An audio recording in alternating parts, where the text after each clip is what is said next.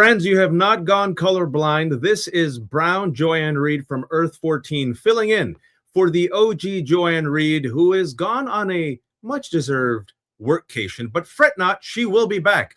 I'm Wajahat Ali. I'm substituting for Joanne all week, Monday, Wednesday, Friday. We have such spicy guests. Oh my God, they will offend all the right people and delight all the right people as well. And today we're going to be talking about the United States of surveillance. But first, welcome. If you're on Substack, if you're on YouTube, if you're the Twitchers on the Twitch, if you're using all this new fandangled technology, doesn't matter. Welcome one and all. If you're listening on the podcast on Apple or Spotify, please welcome and stay for the entire week. If you can, please like, please subscribe, and please press that notification button. I promise you, in fact, I assure you, you will not regret it. Friends, we have a spicy show today. We got Danielle Moodie. We got Mary Trump. We got Heather Cox Richardson. We're going to talk about the immigrants, about ICE, about them using these electric body gloves. We got flock cameras, surveillance cameras. We're going to unpack all of it and also ask Hakeem Jeffries, what the hell are y'all thinking?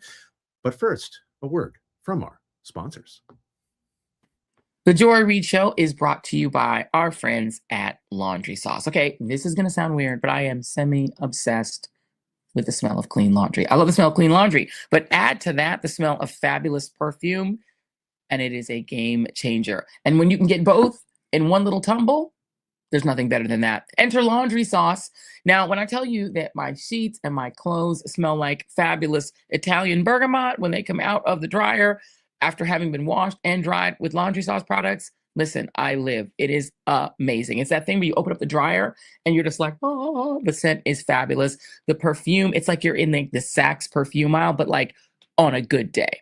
So the thing is to abandon the basic laundry smell coming out of your laundry and step into Laundry Sauce. Now, a lot of you guys in the chat have been asking, what is that product again that you're talking about that makes your clothes smell like Italian bergamot or some other fabulous, wonderful perfume scent? That's it. It's Laundry Sauce. The fragrances, so amazing. There's Indonesian patchouli, which is fabulous. It's tropical, it's breezy, smells like you're on like a fabulous vacation getaway. Or, of course, again, my favorite Italian bergamot. That is the one I love. It gives you the sweet smell of the Italian coastline. It's like you are on vacation and, you know, in fabulous Florence. It's really fabulous. When you try it, it just might make it your signature scent. Like, it's so good. Some folks are using it and like skipping the perfume and cologne because they're like, my clothes smell so good. It is that good. And Himalayan cashmere is another fabulous, soft, cozy, wonderful scent. It is also a certified hypoallergenic fragrance that's made for sensitive skin. So that's amazing if you've got sensitive skin. The notes are like light florals and pear. It's fabulous. It's like a comfort scent. It's gorgeous. Laundry Sauce is not just about smelling incredible, though. It's not just about making your clothes smell good. It's also engineered for performance. These highly concentrated, very actually pretty little pods, they have the cleaning power of bioenzymes, which actually obliterate stains from muddy hikes or backyard barbecues. You know, that sauce gets on your clothes, and that inevitable iced coffee spill or hot coffee. If you drink hot coffee. If it's hot coffee, then you might want to do more than just get Laundry Sauce. Summer is the perfect time to feel your best, and Laundry Sauce is here to help to make your favorite pieces look and feel brand new. Laundry Sauce is not just premium laundry pads. It is a full upgrade to your laundry routine. If you combine the fabric conditioner, the pods, the scent booster, the dryer sheets, and the fabric freshener spray, you can get a complete, beautifully scented Laundry Sauce experience. You'll have everything you need to transform your clothes, your sheets, and all the things from ordinary to extraordinary. So what's the best part about Laundry Sauce? They offer a full money-back guarantee. If you do not love the way your clothes feel and smell, you will get a full refund, no questions asked. Now, for a limited time only, the Joy Reid Show listeners get 20% off your entire order when you use the code JOY at laundrysauce.com. So that's 20% off when you use the code JOY at checkout at laundrysauce.com. That's our promo code. It's an obvious one, JOY. And after your purchase, they're going to ask you where you heard about this product. Please tell them that we sent you. It will make us very happy to let them know that we made you a Laundry Sauce family. It'll be the best day of your life, and your clothes will smell so good. Thank you, Laundry Sauce, for sponsoring this episode. All right, Joy's bringing the laundry sauce. I'm going to bring the hot sauce. I even wore a jacket and a collared shirt for you, Joy, and readers. I hope you all appreciate it. For the family, the TJRS members, I want to make sure I got it right, and the readers, it's going to be fun. I guarantee it. Thank you for sticking with me. Big shoes to fill. I'm only keeping the seat warm until Joanne comes back from her workcation. But I have a thesis for you. The thesis is this. We're living in the United States of surveillance. I believe that Donald Trump is an authoritarian leader. I believe he's a wannabe fascist. In fact, I believe there's enough evidence happening right now before us that I want you to trust the evidence of your eyes and your ears. Don't take my word for it, but I'm just going to give you a little bit of pointers. I'm going to give you a few examples of some of the things that are happening in this country right now and why you should be afraid of it, but also why you should be aware and then be alerted to do something. So we're not just going to freak you out tonight. We're going to present our case, our thesis, that this is the United States of surveillance, that this is an authoritarian regime, that MAGA and extremists have lost their damn mind, that some Democrats and institutions and corporate media are collaborators, but that does not mean that we have to bend the knee. That does not mean we have to cede our rights and our democracy to this pro-death movement. Inshallah, if I may drop an inshallah, there are more of us than there are of them, and we still have enough time to take back our country. Now, I've got a team. I usually don't have a team. And I was like a kid at a candy shop. I have a team that could pull up all these elements for me. And I was like, I want a boatload of elements. So Wanji, DJ Wanji, who's our producer, said, Waj, I'm going to do a bet with you. There's no way you can bring up all these elements and make your case in 15 minutes. Bet accepted, Wanji. Wanji, give me A1. Okay, this is the Leopard Eats Faces party. And a member of the Leopard Eats Faces party comes out and says, I'm shocked that the leopard ate my face. This came on the New York Times today, and it was just so exquisite that I had to share with y'all. Years of Trump support came undone in 15 minutes in an airport. The case represents a new front in President Trump's mass deportation drive, arrests at airports of people who have active immigration cases and no criminal history. This couple voted for Donald Trump 3 times. In the first line of this article, they're like, I didn't think it would happen to me. Oh, yes. The leopard that eats faces eats all faces. The leopard does not discriminate. It's a face-eating leopard. And now y'all who voted for this vulgarian rapist criminal who thought he'd only go after black people and brown people and those who come from shithole countries and transgender people, y'all are realizing fascists come for everyone, even fellow fascists in the end. You don't believe me? Look at this couple. Look at the people who have lost their jobs, the people who are paying so much money for gas, for grocery prices, because this dumbass started a failed, illegal, unwinnable war in Iran. Look at the fact that he promised that he'd release the Epstein files, and he doesn't, because he is mentioned more than any other person in the Epstein files. Do you all see it? If you don't see it, I have a lot more to show you. Donald Trump is a convicted criminal who incited an he incited, I was about to say erection, a Freudian slip. He has not incited any erection for many, many decades. He incited, however, an insurrection. He incited the insurrection. He pardoned the 1,600 violent insurrectionists. And now he is still trying to give these insurrectionists $1.6 billion of our money, all right? A majority of Republicans now believe that Donald Trump won the election that he lost. He's obsessed with this. Now, people say, Waj, you're crazy. The system will hold. In 2019, I said, this mother effer will not leave. You're not taking him literally. You're not taking him seriously. He will not leave. I was mocked and ridiculed. You could go back and see my tweets. I give you January 6th. I give you Mike Pence running for his life. Now, like a very helpful Bond supervillain, Donald Trump has repeatedly told you, I do not plan to leave. Folks, if you don't know the Constitution, he can only run for president and be elected twice. He's already been elected twice. Ran in 2016, won, lost in 2020, got elected in 2024, right? So he has to step down. It's done. He's a lame duck. Can you show me A2, Wanji? Oh, look at this. He just posted this yesterday. Trump 2028, and we are going to win. Oh, did you know there's a small little kiosk in the White House where he has Trump 2028 merchandise that he shows off to foreign visitors? But I'm silly. He's silly. He's just joking. It's not like he has a 17-page plan that was concocted with Republican extremists and the White House that was announced in February that talks about how he could potentially, declare a national emergency and take over the elections. And one of the things that they hypothesized was, one of the ways that he could do it is he could then say, China is interfering in the elections. Foreign interference by the power vested in me as commander-in-chief. I have broad executive authority. I have to declare national emergency. He wouldn't say anything silly like that. That's just silly. Oh, wait, A4. Wanji, what did he say last month? China and other countries have been trying to meddle in our elections. Evidence of fraud has been buried. Hundreds of thousands of non-citizens and dead people are listed and active on the voter rolls. And yet we still have elections with no voter ID, no proof of citizenship, and tens of millions of ballots floating aimlessly through the mail. I mean, that was a 30-minute presser that happened last month. We've already forgotten about it because we live in the United States of amnesia, where Donald Trump got up in front of the world and just spun a lot of bullshit. And they were so sloppy and so lazy that the evidence that they released actually does not back up his claims, actually counteracts his claims. But nonetheless, now he's blaming China.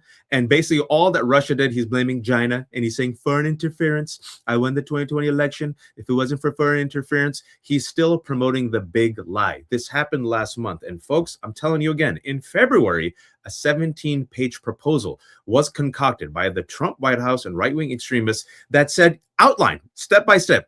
Well, this is how we would hypothetically declare a national emergency. Voila. One of the major steps is right there. Another step is unleashing ICE and the National Guard. It's happening in real time. Another way, I don't know if you don't believe him, maybe believe Steve Bannon, who essentially outlined the plan as well. A5, Wanji. I haven't said we're going to amend the Constitution. We're working on 5 or 6 different alternatives that President Trump could run again and be president. And quite frankly, I think 4 or 5 of them are going to work. And I continue to say, as I told Bill Maher, on the afternoon of January 20th of 2029, Donald Trump's going to be president for his 3rd term. Folks, we have something called the Constitution. He cannot be president for a 3rd term.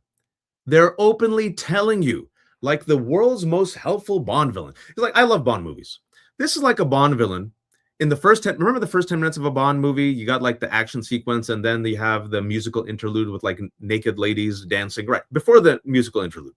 This is like the supervillain finding James Bond, tapping him on the shoulder and saying, excuse me, are you a 007 James Bond? Wonderful. I'm a supervillain. You're going to spend the next 2 hours trying to find me. No need. I found you. Would you like to have a seat?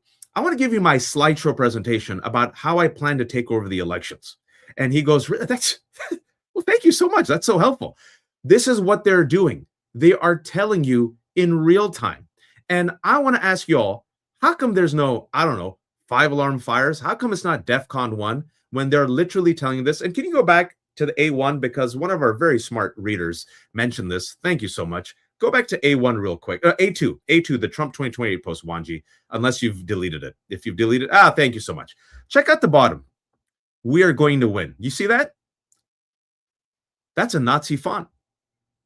If you've noticed, the DHS and Department of Labor have promoted a lot of white supremacist content, white nationalist talking points like remigrate. Remigrate is only found in Nazi and white supremacist circles. What that says is you have to move the black and brown population forcibly out of America and bring in white people. That has been posted at least 3 times by the Department of Homeland Security, and they repeatedly use that font. That font is a Nazi font. We are going to win. But hey, I'm not the one who called Donald Trump America's Hitler. That was J.D. Vance. But I digress. All right, more. Then you look at the grift. Oh, the grift, the grift, the grift. They have found such exquisite ways to grift. Can you bring up A6? This, I'm not making this up. Trump has a new grift on Truth Social where literally Truth Social, his broke-ass Twitter, will sell quick access to Wall Street firms to get Trump's market-moving comments on his social media platform before he posts it. Let me repeat.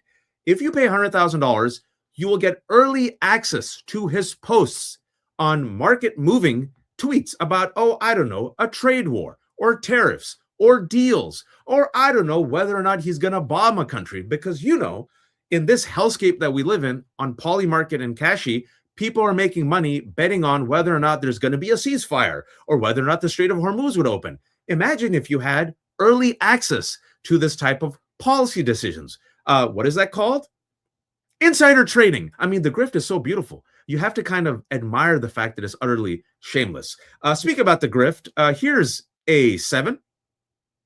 Why the hell is Jared Kushner, who failed his national security clearance, who is not in the Trump White House, why did he go right now and meet with leaders in Egypt to try to come up with a plan to demilitarize Gaza? Why did Jared Kushner openly show off his plans to make Gaza into a resort? Why is Jared Kushner, whom MBS of Saudi Arabia said was in his back pocket, anywhere near this? Oh, yes, because he is the son-in-law of Donald Trump. And speaking about Tweedledee and Tweedledum, the actual sons of Donald Trump, how has that family made billions of dollars? Oh, yes, through their crypto firm, World Liberty Forum. Their crypto firm has made them at least $2 billion. But wait, at least we have the DOJ, the Department of Justice. They're going to be there. The Department of Justice, that is not loyal to the president or any political party. No. They're loyal to the Constitution and the rule of law. We have an attorney general who will find. We just heard in your address to the Justice Department staff this week, you said you and DOJ will, quote, uphold the law without fear or favor. You, of course, used to be President Trump's former personal defense attorney. Can you pledge that the Justice Department will always act independently of the White House? Well, there's a big difference between saying we will always do our job and investigate any case and act independently of the White House. No, I'm not going to pledge that, and no attorney general should ever pledge that. The president, I mean, if I were to pledge I will be independent of the White House, what that means is that if President Trump says, I want the Department of Justice to go after every violent criminal in this country, which is what he has said, what you're saying to me is I should say, no, sir, not going to do it. So I will act with integrity. Our prosecutors will act with integrity. We will prosecute without fear or any sort of favor. And that's exactly what we've been doing, and that's what every Department of Justice should do. Well, I guess big picture, if the president asks you to do something that you feel crosses an ethical or legal line, would you do it?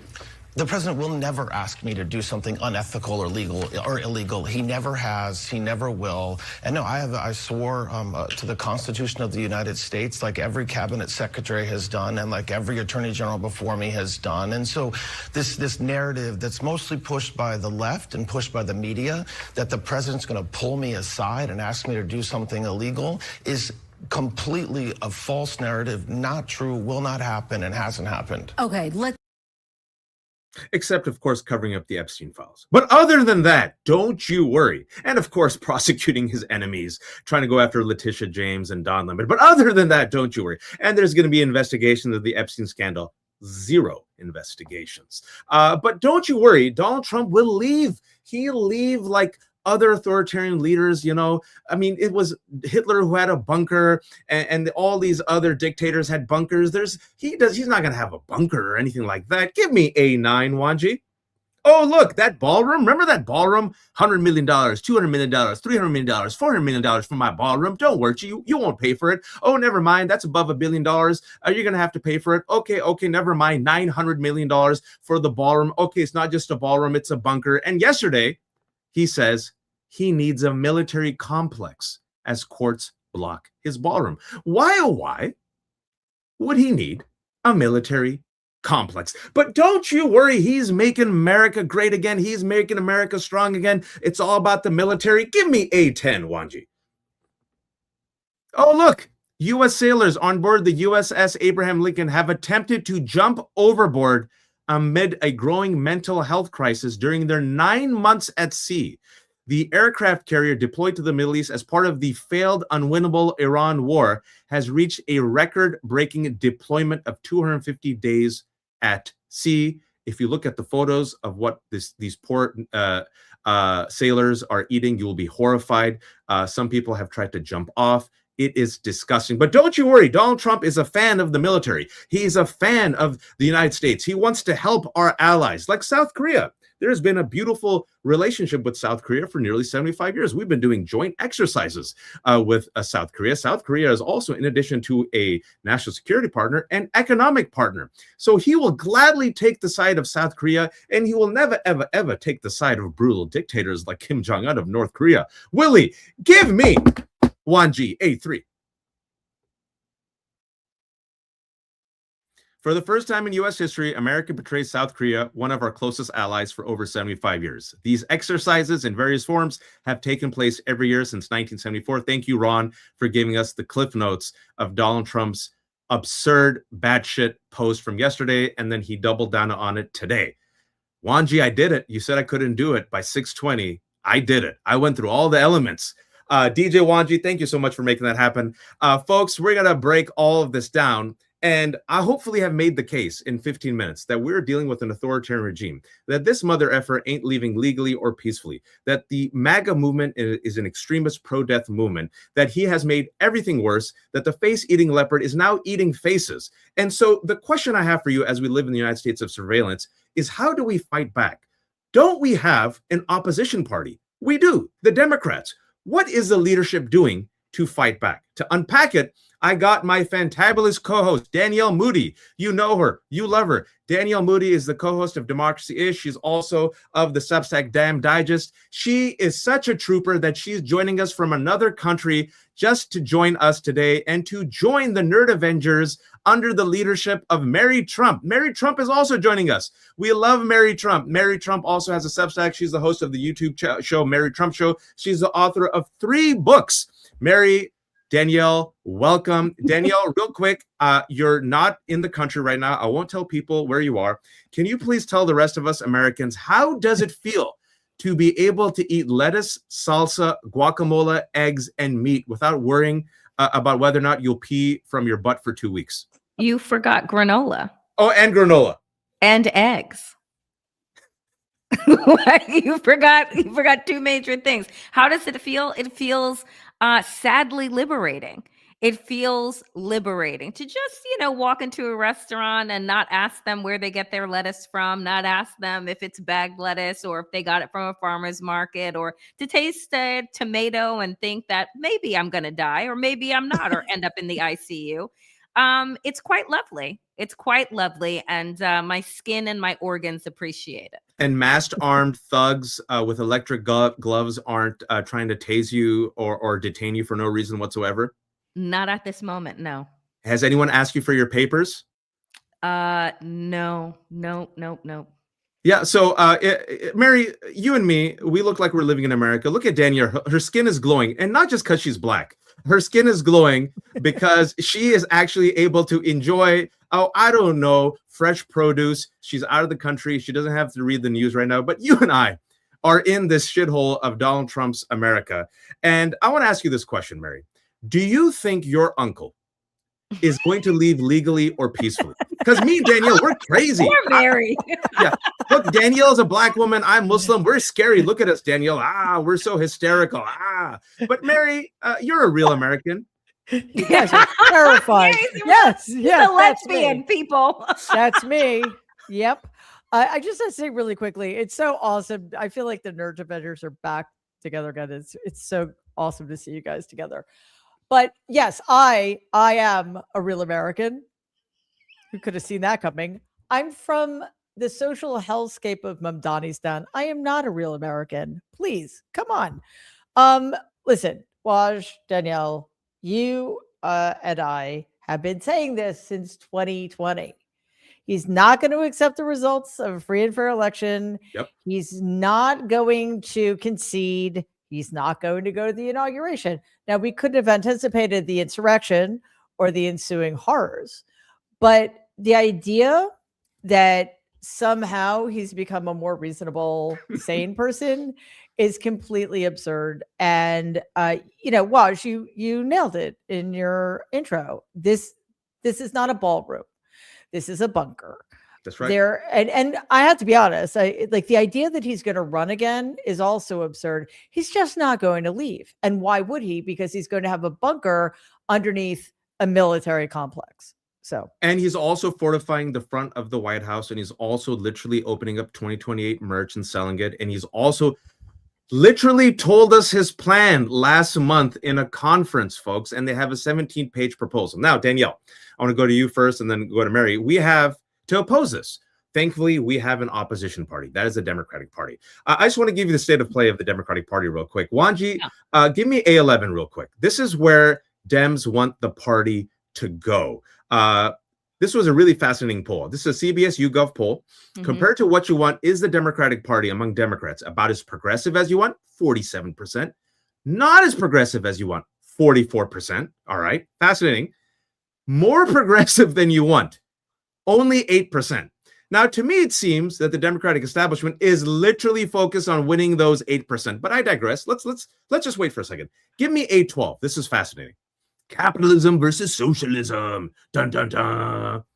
Views of socialism and capitalism. Among Democrats, 58% are positive about socialism, 50% negative of capitalism, because it seems that the status quo that we've been told to preserve for the past 10 years is not working. People want to change. But now yesterday, you all saw my intro. I mentioned at least 10 stories that should be leading the news, about 10 stories that Democrats should be talking about 10 different ways that Donald Trump is a threat to the democracy, threat to our national security, threat to our military, threat to our economy. I want to show you all what Democratic leader Hakeem Jeffries said when he was asked about these Democrat socialists. Play me A13, Wanji. Democratic socialists belong in the Democratic Party, Leader Jeffries? Well, what I can say is that I do not support defunding the police. I do not support open borders. I do not support abolishing the Senate. We're focused on actually solving problems that hardworking American taxpayers want us to solve, which is to lower the high cost of living in a situation where life is far too expensive in this country. That's the Democratic agenda. That's what House Democrats are fighting to achieve. Do you think, though, that there is room in the Democratic Party under the tent of the Democratic Party for Democratic Socialists? Is it big enough? Well, listen, I don't support the DSA agenda as has been articulated by the DSA itself. Now, you're going to have individual members who have been elected in Democratic primaries, and if they are elected in the general in November, will be part of the House Democratic Caucus. It's going to be a broad caucus. There will be progressives, there will be new Dems, there will be blue dogs. All right, Wanji, I'm too much. I can't. All right, Danielle, suppose we could do one of those old school 1980s body swap movies like Freaky Friday or vice versa. Suppose that same question was asked and you temporarily possess Hakeem Jeffries' body, knowing full well the polls, knowing full well the right wing and the Democratic establishment is smearing, as Mamdani, El Sayed, who isn't a Democratic socialist, racism, Islamophobia, right? You get asked that question. You've taken over Hakeem Jeffries' body. How would you respond? Great question, Kirsten. And yes, absolutely. Democratic socialists are a part of the Democratic Party. They have an agenda that is aligned with our ideology, which is about focusing on the most marginalized people and centering our agenda right now around working class people that are struggling in this country. And why are they struggling? They're struggling under Donald Trump's economy. They're struggling under the weight of his tariffs that apparently, you had Apple got paid a couple of billion dollars back from the tariffs. You had Target getting paid a couple of billion dollars back, Walmart getting a couple of billion dollars back. And you know what? The American people, Kirsten, didn't get any of that money back. And so we are committed, just like the DSA has focused on building an economy that works for all Americans. You see how easy that would be? Danielle, maybe they should hire you. That would be easy. But instead, we have seen in the past week, specifically Mary, after Abdul Sayed won. He won the primary, which means that he's electable. He went up against $63 million, primarily not exclusively from AIPAC. He was outspent 10-1, Mary. In addition to Islamophobia, in addition to liberals, I keep the receipts, Mallory McMurrow's campaign using progressive streamer Hassan Piker as a battering ram against him and other progressives. You would think, now that he's won, now that you have to consolidate, now that you're looking at Fox News literally obsessively every night talking about Hassan Piker, maybe, just maybe, you pivot. This is just me, Mary. Maybe attack, I don't know, Randy Fine, who did another Islamophobic comment today and Donald Trump supported him. Maybe attack Max Miller, who allegedly abused his wife and kids, who Donald Trump supported. Maybe, top of my head, bring up Charlie Kirk quotes and ask them to condemn it. I want you to respond to this video. Play a 14 for me, Wanji. You talk about not quite getting over the finish line, but it's not like he won in a landslide. I mean, this was closer than anybody expected. And the electability case that you made during your campaign is now bearing out. I mean, more than half of the electorate in your state, 54%, say they're concerned that El Sayed's positions are too extreme. If you break it down further, twice as many Democrats are concerned that he's too extreme as Republicans who are concerned that Mike Rogers is too close to President Trump. Would you call on Abdul El Sayed today to moderate on any specific issues? Well, look, you know, it certainly makes sense to get rid of this Hassan Piker affiliation. I'm calling on that. I've continued to call on that. My friend and mentor, Keith Williams, who is a Detroiter, who is chair of the Michigan Democratic Party Black Caucus. All right, Wanji, thank you. Can't, too much. All right, Mary, your response.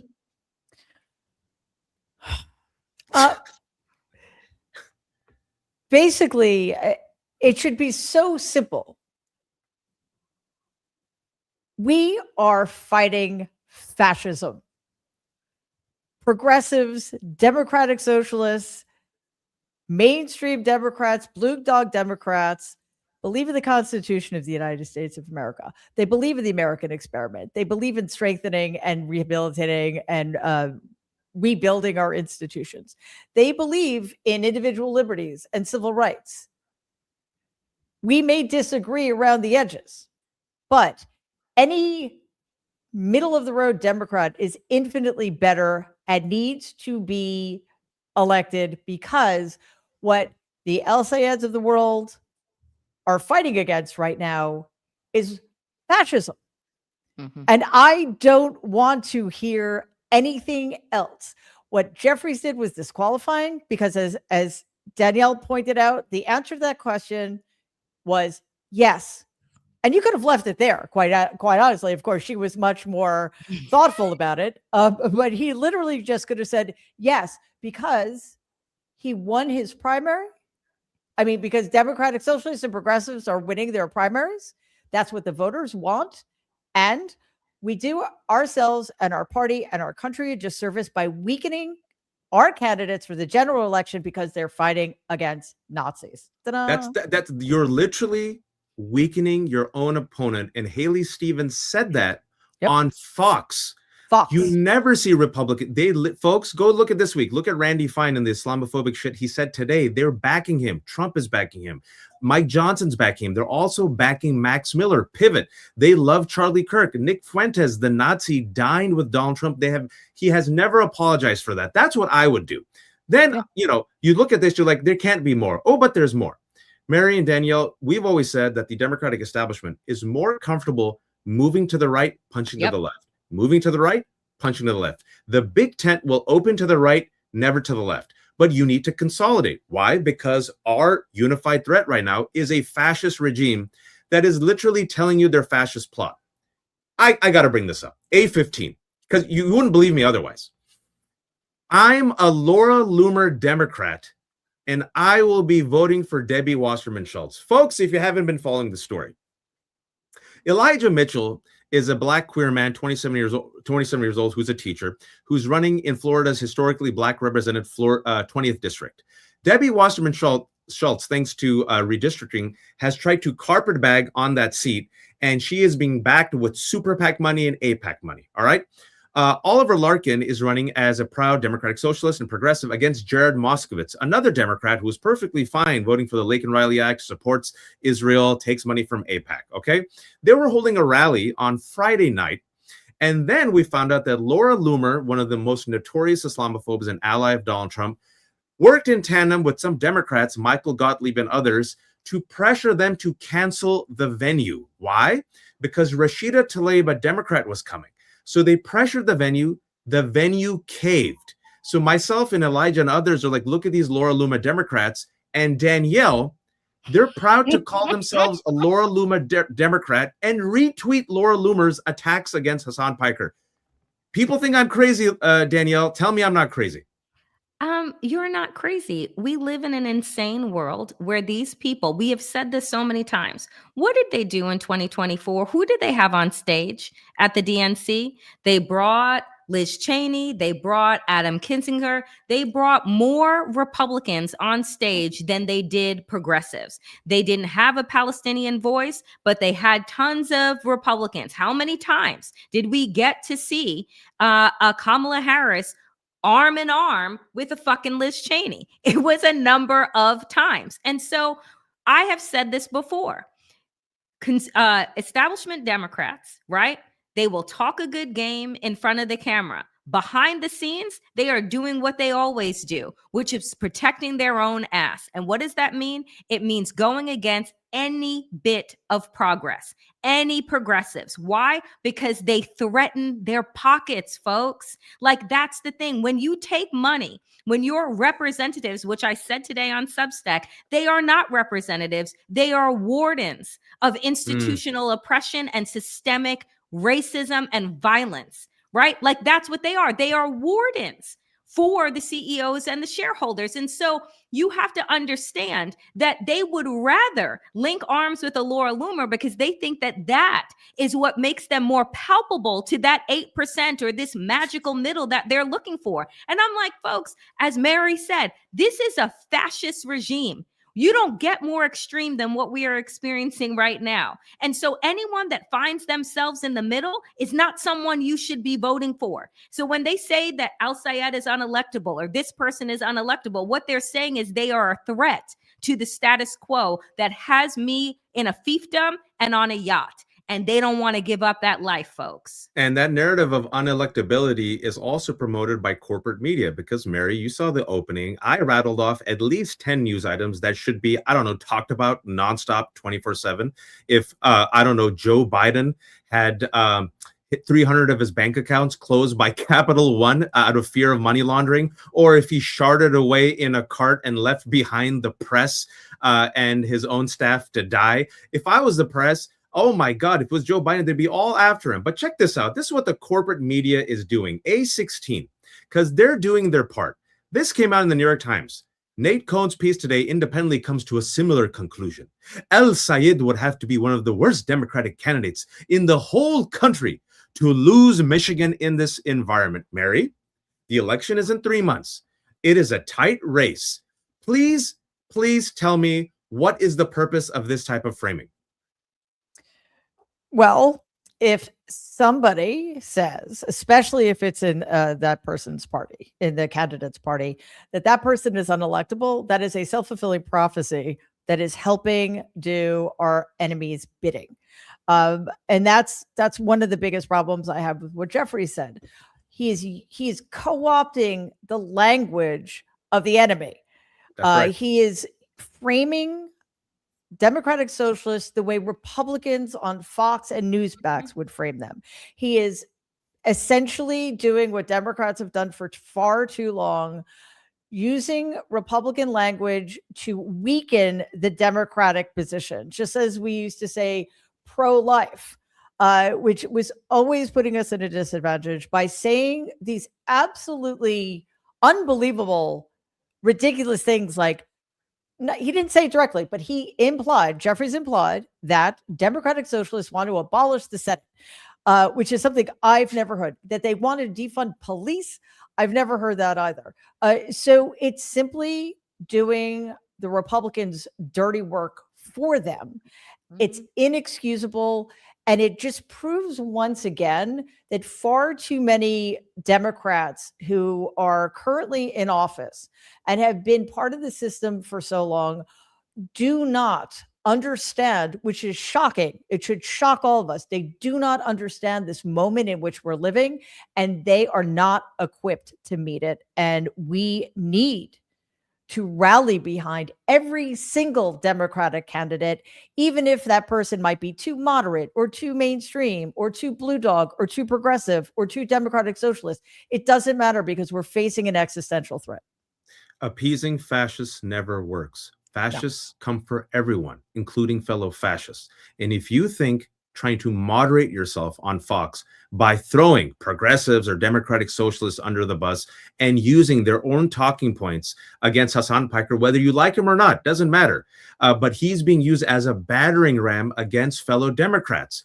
If you don't believe me, folks, how this fascist movement works, show me A17. He's up 5 in a potential matchup with Democrat David Jolly, whose platform, well, it sounds like it could come right out of the DSA playbook.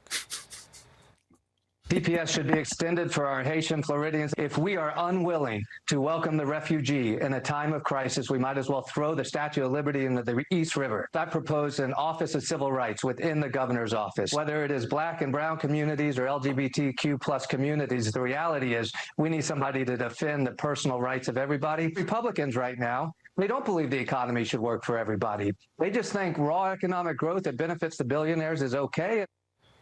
Yeah, folks, David Jolly is a former Republican running as moderate as you can in Florida.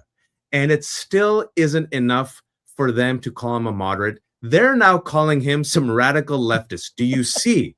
Trust the evidence of your eyes and your ears. Danielle and Mary, I got to go, but I'm going to give you the final word, Danielle. We are dealing with a fascist regime. What would you like to see from the Democratic leadership?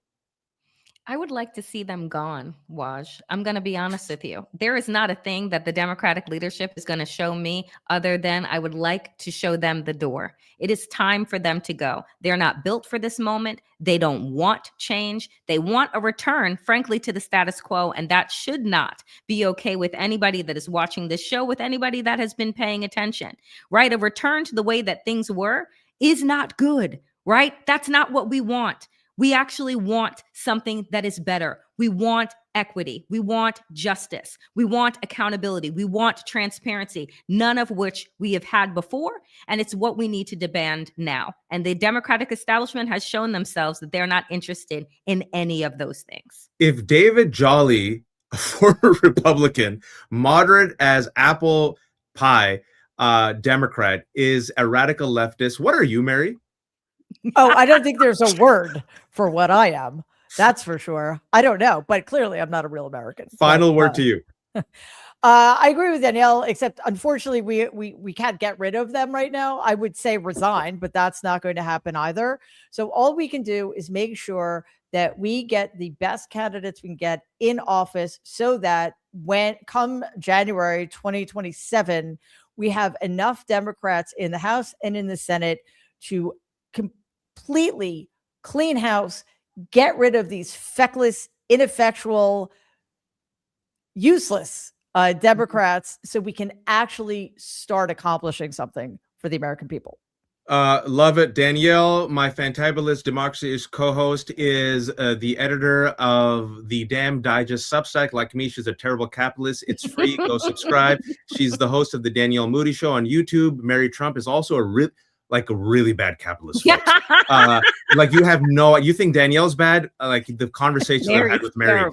Please go subscribe to Mary's YouTube show, and please also go subscribe to her Substack, The Good in Us, and also buy her 3 books. She actually wrote a book about her uncle about 10 years ago. She predicted all this. Maybe you all should read it. Mary and Danielle, thanks so much for joining me. I really appreciate it. I know you all are really busy. Take care. Folks, this is Joy Reid Show. You are not going crazy. I am Brown Joy Reid. I have come from Earth 14 in the multiverse to keep this seat warm until Joy Reid comes back. Don't worry, she's fine. She's on a workcation. I cannot fill those shoes. I cannot fill those heels, folks. It's Joy Reid. I'm but a simple pauper, but I'm doing my part. And for all you readers, I'm even wearing a collared shirt and a nice little jacket. We're talking about the United States of surveillance. I am presenting my thesis, my case today. I'm a recovering attorney, that we're dealing with a fascist regime. I opened up the show today with numerous headlines that should be leading the news, but aren't, because we're talking about Hasan Piker and tweets.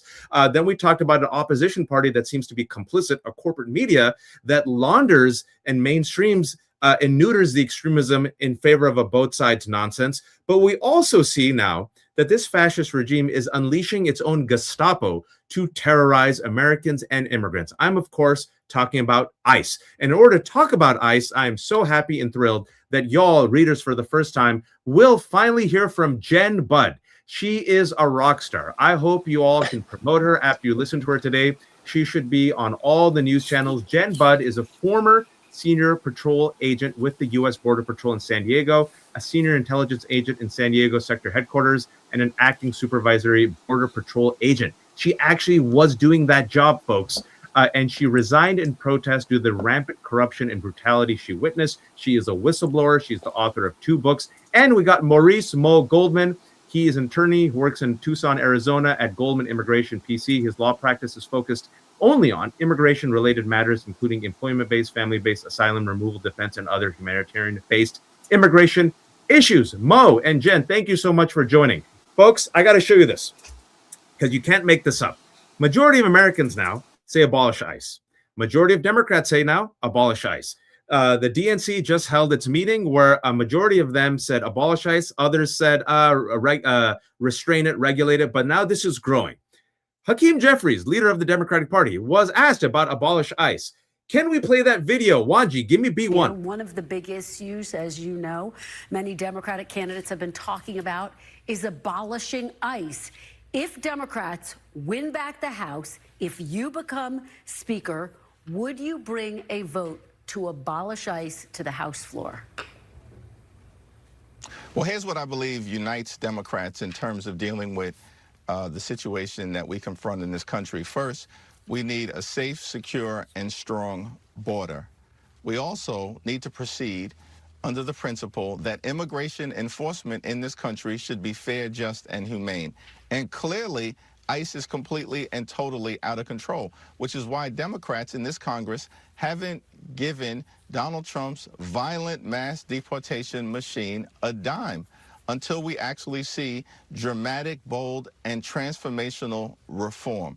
That means ICE conducting itself like every other cop, police officer, and law enforcement agency in this country, because we believe that taxpayer dollars should actually be used to make life more affordable for the American people, as opposed to brutalizing and killing American citizens like Alex Preddy and Renee Nicole Good, or violently target law-abiding immigrants, which is what ICE is doing right now. It sounds like you're saying ICE should be reformed, not abolished. So just to be very clear, would you bring a vote to actually abolish ICE to the House floor? Do you think that goes too far? What I've said is that we're committed to dramatically reforming ICE in a variety of different ways, consistent with what the American people want us to do. In other words, the mask should come off. Body cameras should come on. Judicial warrants should be required before ICE can storm into the homes of the American people, rip them out of their bed in the dead of night, and try to detain them without justification. We also need to make sure that ICE agents are actually subject to prosecution at the state and local level so that they can be held criminally accountable when they break the law. That's not what's happening right now. I can't stand him. I can't stand him, Wanji. Folks, readers, you remember when Hakeem Jeffries was on, I was co-hosting with Joy. I asked him this question about abolish ICE. He didn't answer the question. I'm just going to tell you straight up, he did not answer that question. Abolish ICE, he could have said yes. He said no. Jen, you know where I stand on this. I say abolish ICE. But then again, I'm not a real American. I'm brown-skinned. I'm Muslim. I'm scary. You are a former senior Border Patrol agent. I'm asking you straight up. Should we abolish ICE? And if so, or if not, why or why not?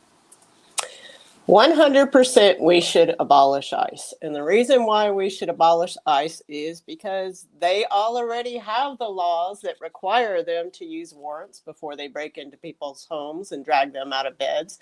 And Hakeem Jeffries knows this.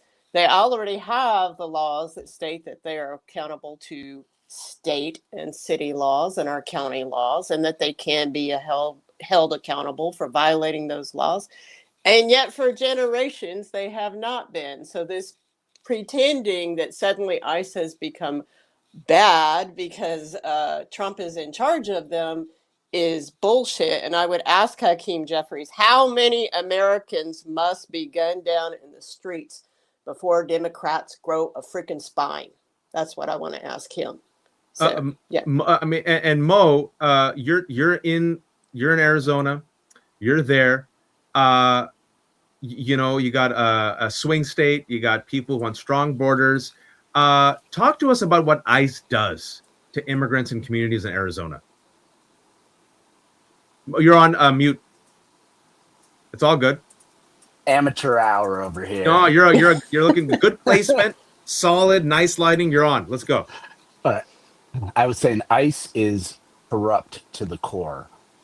The entire basis of ICE is to get individuals, cast a wide net, and detain them and put them into detention centers, into gulags. The amount of money being tossed into this is just mind-blowing. And to hear Hakeem Jeffries not just come out with an unequivocal no is just ridiculous. It's perfect, and it's a perfect illustration of a corporate Dem response, a word salad response. What we're seeing right now on the ground are ICE agents just sneaking around, finding anybody that they can get their hands on. I've had many people, even DACA recipients, that are being arrested, detained, put into removal proceedings.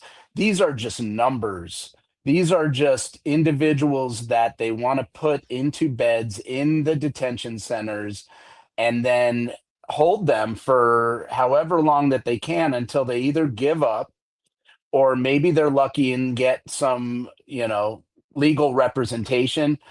And most of the time they're not getting out of detention right now. It's a terrible situation, and it really does call on an abolishment of this institution that has just been created to incarcerate and then ask questions later, or don't ask questions at all.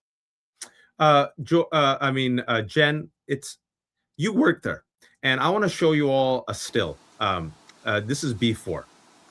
Actually, no. Oh, show me. We'll get to that in a second. Show me B3, Wanji. My bad. Deaths of 3 ICE detainees prompt questions about medical care.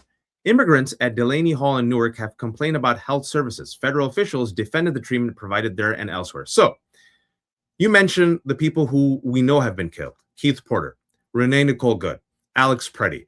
We know the father in Texas. They were chasing the wrong man, the man who's been here for 30 years. The other father in, I think it was Maine. We know in Florida, another man. There are inmates in ICE custody who have died. We don't know the full number, Jenn. Talk to us about how this is not an aberration. This is the status quo. And take as much time as you need. We got time with y'all. Okay, so this is absolutely on par for ICE. It is ratcheted up. There are more deaths simply because they have more people in custody and they are intentionally treating them poorly and neglecting them, not getting them medical treatment. But during COVID and the end of Trump's administration and during Biden administration, ICE was refusing to give detainees mask and PPE to protect themselves, and COVID was spreading rampantly, and it was killing ICE detainees. And at the last minute, well, at first when they asked for PPE, ICE and the people that work at these private detention centers would not give them that and would instead spray them down with pepper spray, which caused them to cough more. And I didn't hear Democrats squawking about that. And then with all the people who died from COVID in their custody, they then would release them at the last minute right before they died. So it didn't count on their death list. And this is standard. This is what ICE has done the entire time. And this idea that Trump somehow has come in and made ICE bad, made Border Patrol and CBP bad, is nonsense. They could not perform at the level that they are doing now with the brutality had it not been built up all of these years. It's been documented. ACLU's documented this. Detention Watch. Everybody has documented this. Mo has seen this. He goes into those facilities and he has seen this for years. Mo, tell me about what's happening in these facilities, because it's not just Delaney Hall, but you essentially have concentration camps in Texas where media can listen to the wails of children and families and recording them, right? You're hurting these people up. There's been a measles outbreak. There's now reports of sexual assault, of rape, of pregnant girls that came out today. That means to me that means these agents are doing the raping, the assaulting. They're the ones who are supposed to keep these inmates safe, but they are not. Talk to us about what you're witnessing when you go talk to these families as their attorney, as their counsel. Let me just give you an example of how absurd this is. I mean, there are so many examples, but from what I experienced, I went to court once. It was a couple months ago. And when I showed up, there was nobody else in the courtroom. It was just myself, a judge, and an attorney for ICE. And I asked the judge, I said, "Where is my client?" And the judge says, "Oh, he's currently being held up because of a measles outbreak, and we're not going to have any respondents in court today." And I'm sitting there thinking, great, they're quarantining all these individuals. And I just walked into this facility. Who knows if I've been exposed, and no, they don't tell anybody. And frankly, I don't really care so much. I mean, I've got my vaccinations, but it's just absolutely abhorrent that we are taking so many individuals and just trying to shove them all into these facilities in squalor conditions. And what we're seeing from the judges right now is that no matter where you try to go with your legal arguments, they always have another way to try to hold your client for a longer period of time. So, for example, there was a time where individuals who entered without inspection were ineligible for bond.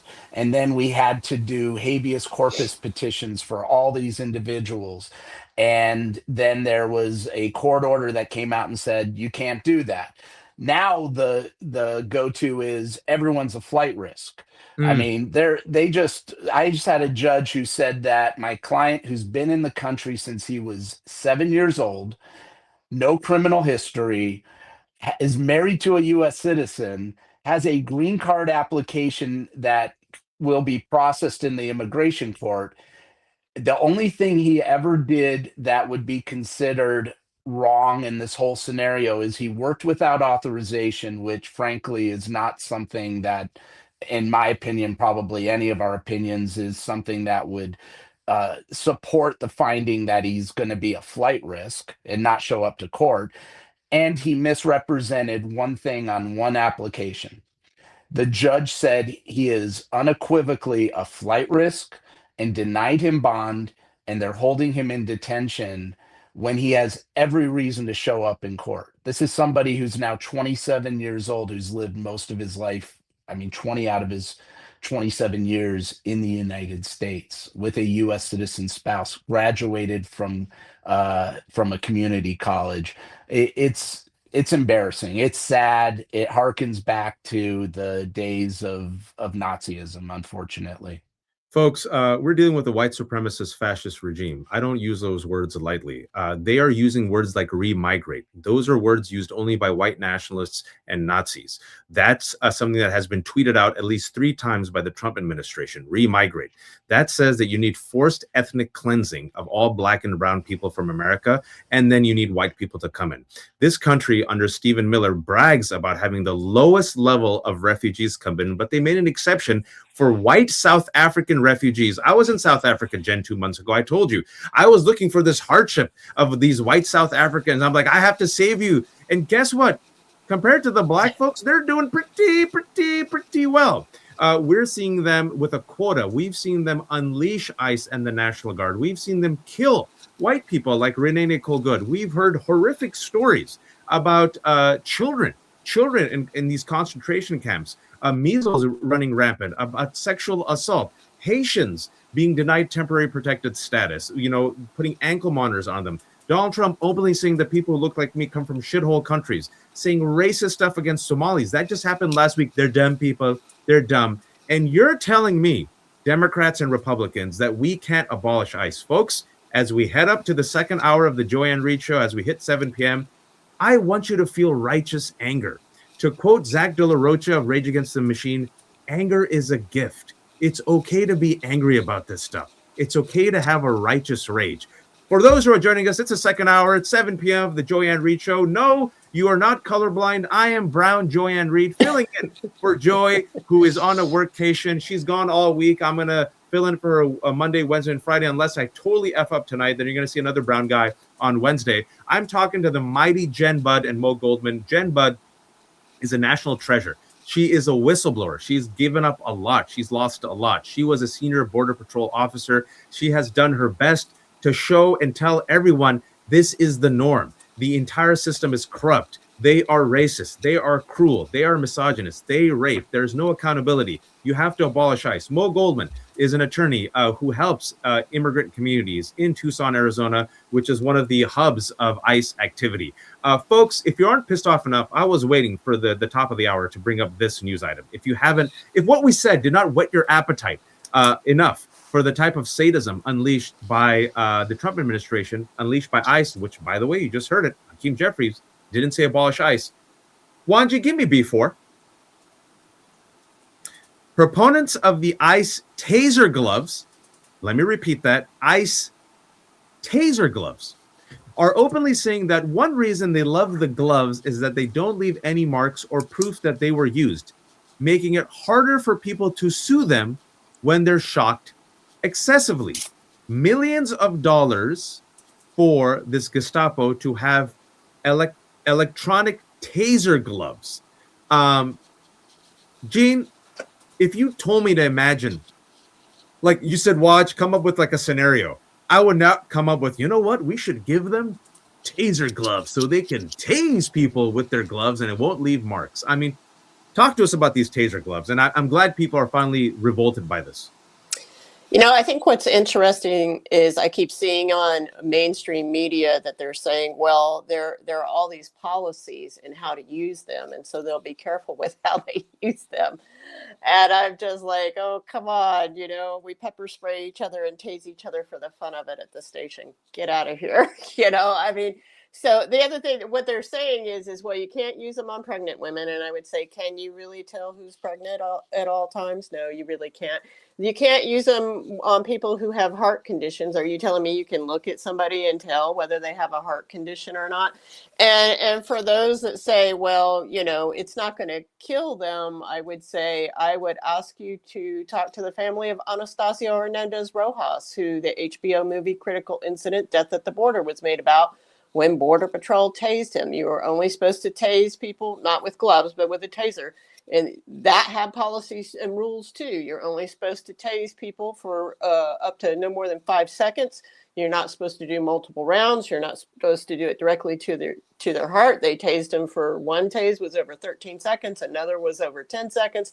They did 2 more tasings. They tased him 4 times directly to his heart until he stopped breathing and the man ended up dying. I can tell you of countless other incidents where they have died from these, quote, non-lethal, ammunitions and armaments that they have.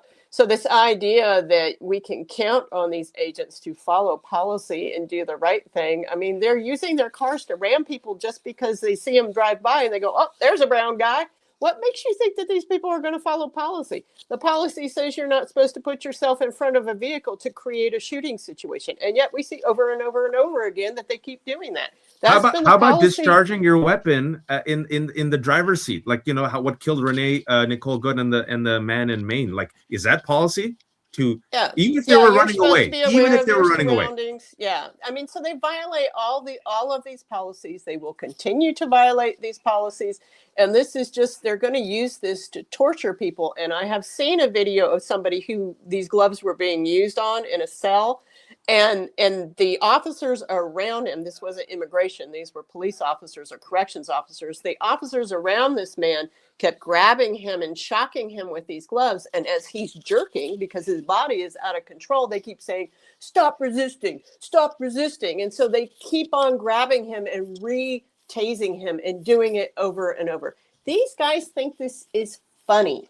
They think this is funny. I mean, my book and my wife can tell you about agents coming over to dinner in our house where they sit there and they pull their guns fully loaded on each other because they're drunk, or they're spraying each other with pepper spray, or they're tasing each other.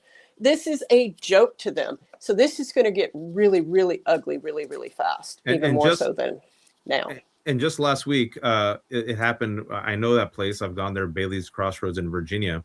There's a citizen, a woman in her car, calmly taking a video of ICE agents taking out their weapon and pointing it at her and accusing her of running, trying to run them over. She goes, "What are you talking about? I have the car cam footage. I'm not doing anything. I'm a citizen."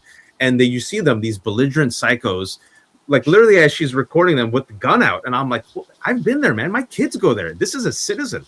And again, you're not angry enough, folks. And I think, Mo, this is, I'm sorry I have to say it like this, but we have to say it like this.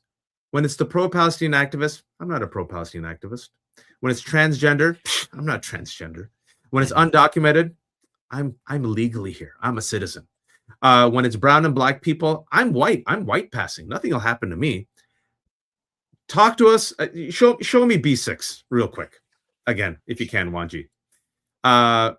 Brent Jindra, a tech salesman, voted for President Trump three times, drawn by his aggressive immigration agenda. He never imagined the crackdown would ensnare his own wife. The leopard face-eating party eats faces, news at 11. Mo, for those who still think, and there's a lot of them, I'm an American citizen. I'm white passing. I'm fine. ICE is needed to go after these bad Americans. Your response.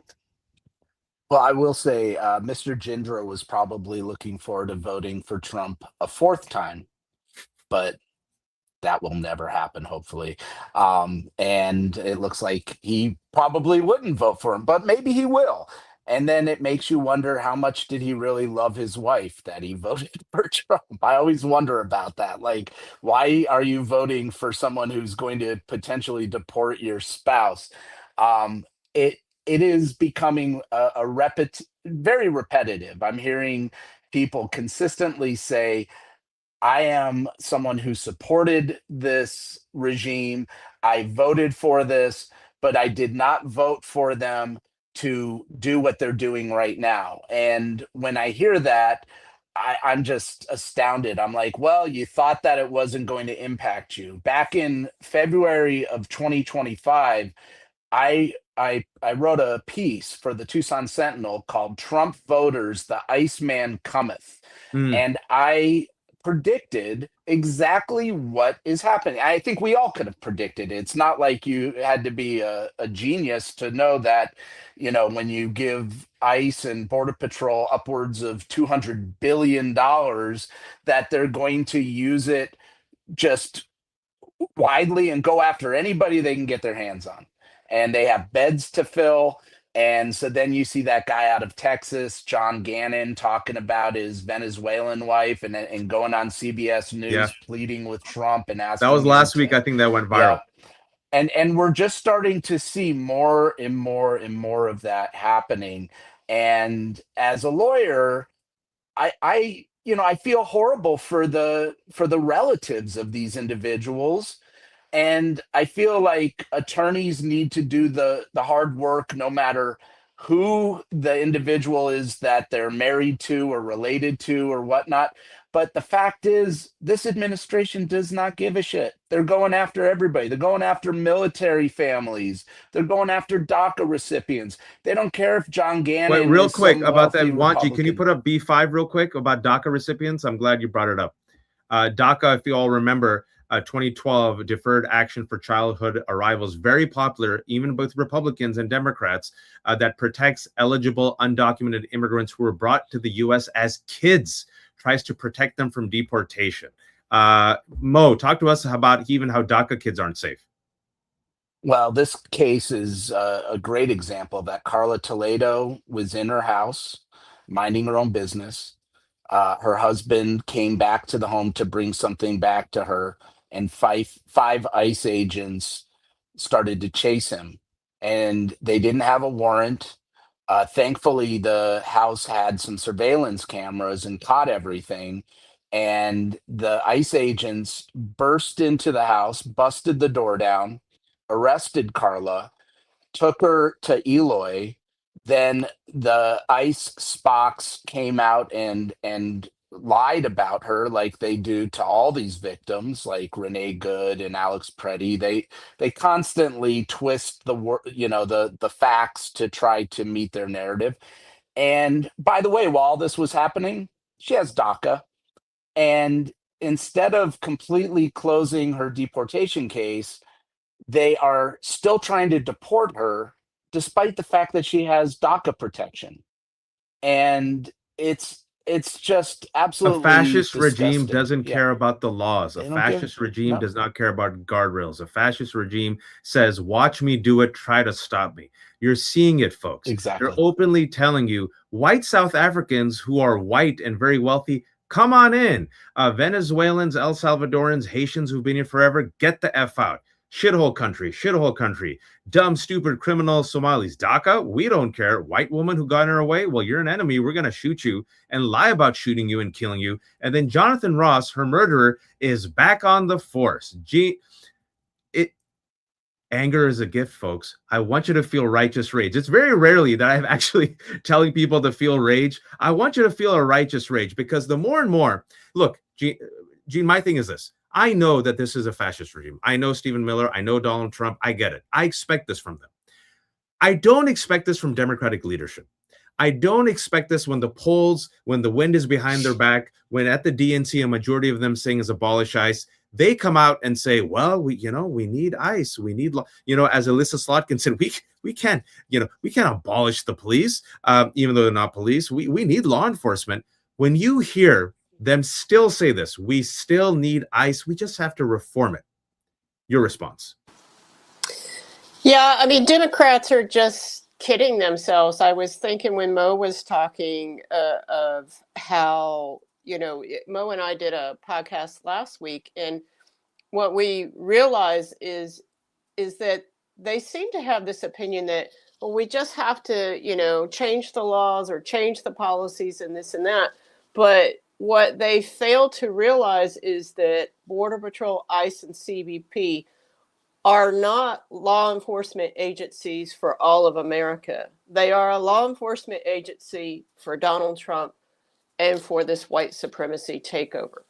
And they just don't want to admit that. They're pretending like if we get back in power, then they're going to do what we say. But what you realize when you listen to the Secretary of DHS and Stephen Miller and everybody is one of the reasons why they're going after DACA is because the agencies and the leaders of the agencies do not believe that DACA is legitimate.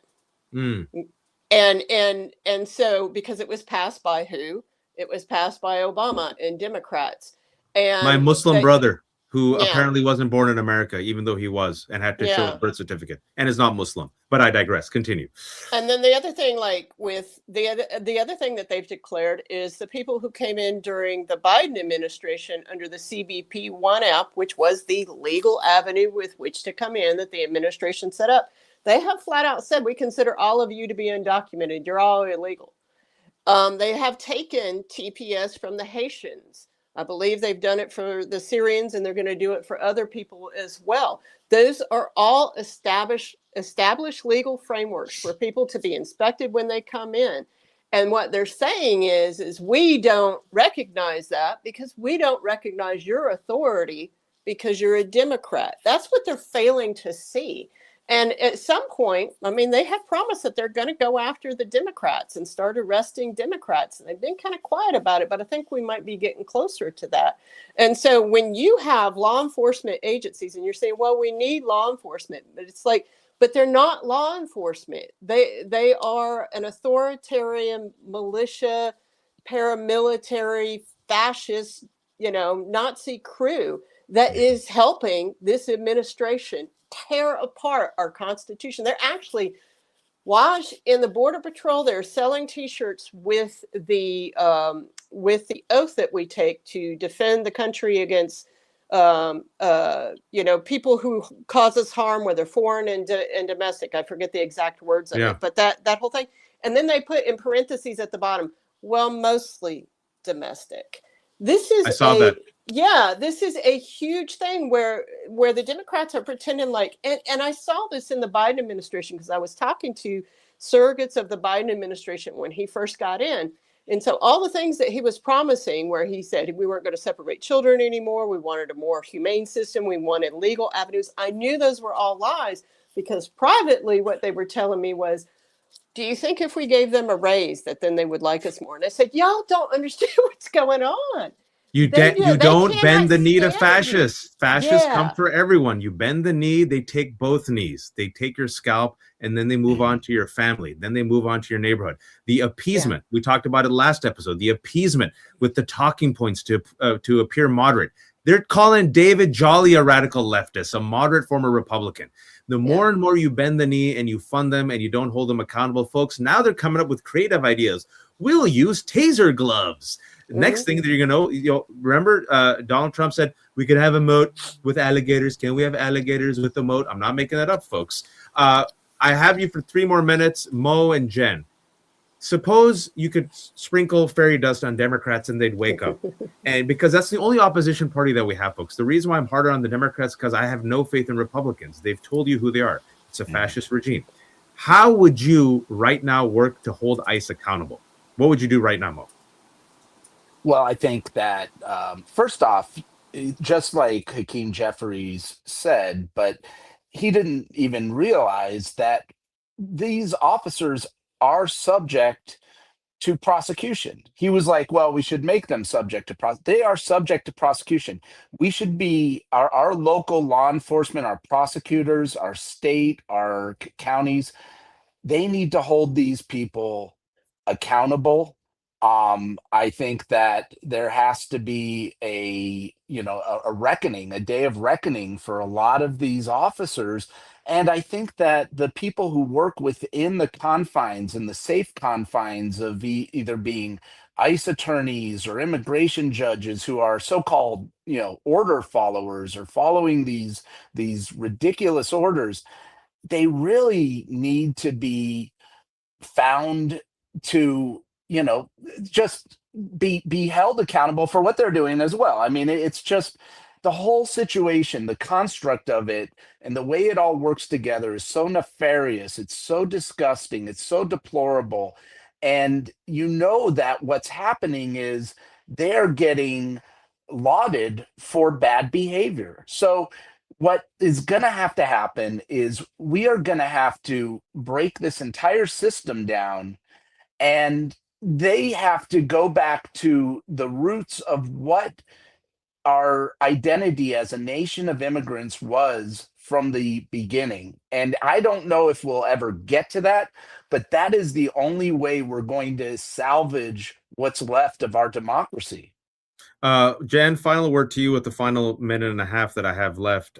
We have some, I get it. In the comments section, one person says, you're saying Dems are Republicans. I'm not saying that. But the truth is that ICE was created in 2003. The truth is that ICE is funded by both Democrats and Republicans. The truth is that right now, when the leader of the Democratic Party was asked point blank, after all the horrors that we've talked about in the past 35 minutes, do you support abolishing ICE? He didn't say no. So I bring it back full circle to the people who say, you know what, we can't abolish ICE. It's too crazy. It's too radical. We should reform it. Jenn Budd, former Border Patrol senior agent who was a whistleblower. Your response. I hate to tell you all this, but they've just been lying to you about the immigrants being all criminals. The fact is immigrants commit less crimes than American citizens do. The fact is any year on the border, for those who are crossing illegally, because there are no legal pathways, percentage-wise per population, Your immigration agents commit more violent crimes than immigrants do. I hate to tell you that. They just get away with it, and they don't get charged with the crimes. So, in as far as what Democrats can do, why don't Democrats right now, there is an Emmy Award-winning film out there right now on HBO that shows the current commissioner of CBP, Rodney Scott, covering up murders down here on the southern border when he was Border Patrol chief. And what did the Democrats do? Well, they could have gotten rid of those teams. Instead, they folded them back into CBP. And so that man is now back in charge of the cover-up teams. This is how corrupt this is. And at the same time, there's plenty of agents that they can look through their backgrounds and see how many times that they have had allegations of rape and all these things, and they could really clean up these agencies, but they never, ever, ever do. The Democrats have covered up for these agencies for years, and that is why they now feel like they can't do anything, quite honestly. Folks, I went over time, but it was worth it. Jen, shamelessly promote yourself real quick. Your 2 books. My 2 books, my first one is Against the Wall, my time from Border Patrol agent to immigrant rights activist. And then my second one is ICE, What Everyone Needs to Know. Jen's a national treasure, folks. Maurice, you're doing God's work. Shamelessly, quickly promote yourself. What's that? You can't hear me? I can't hear you. Oh, it's okay. I'll promote you. Maurice Goldman is an attorney. He's an immigration rights attorney in Tucson, Arizona, representing these DACA kids, helping fight the good fight. Jen and Maurice, thank you so much. Appreciate it. Anger is a gift, folks. We have Heather Cox Richardson. You know her, you love her, the maven of Substack, the historian that keeps us safe and sane and calm.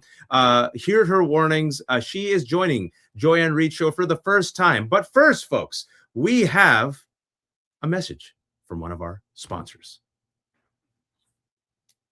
Today's show is sponsored by Strawberry.me. Now, have you ever written a review about a product or a service that you've used?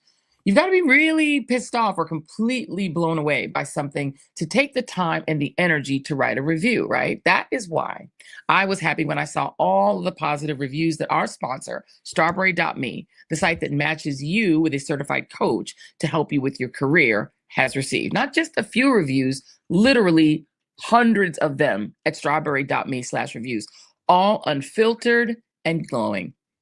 And when I talk about strawberry.me, what I love about it is that they take the same approach that young athletes use to get themselves prepared to win, right? And to be successful. And that is coaching. Coaching is the thing that is the difference between a so-so athlete and a champion.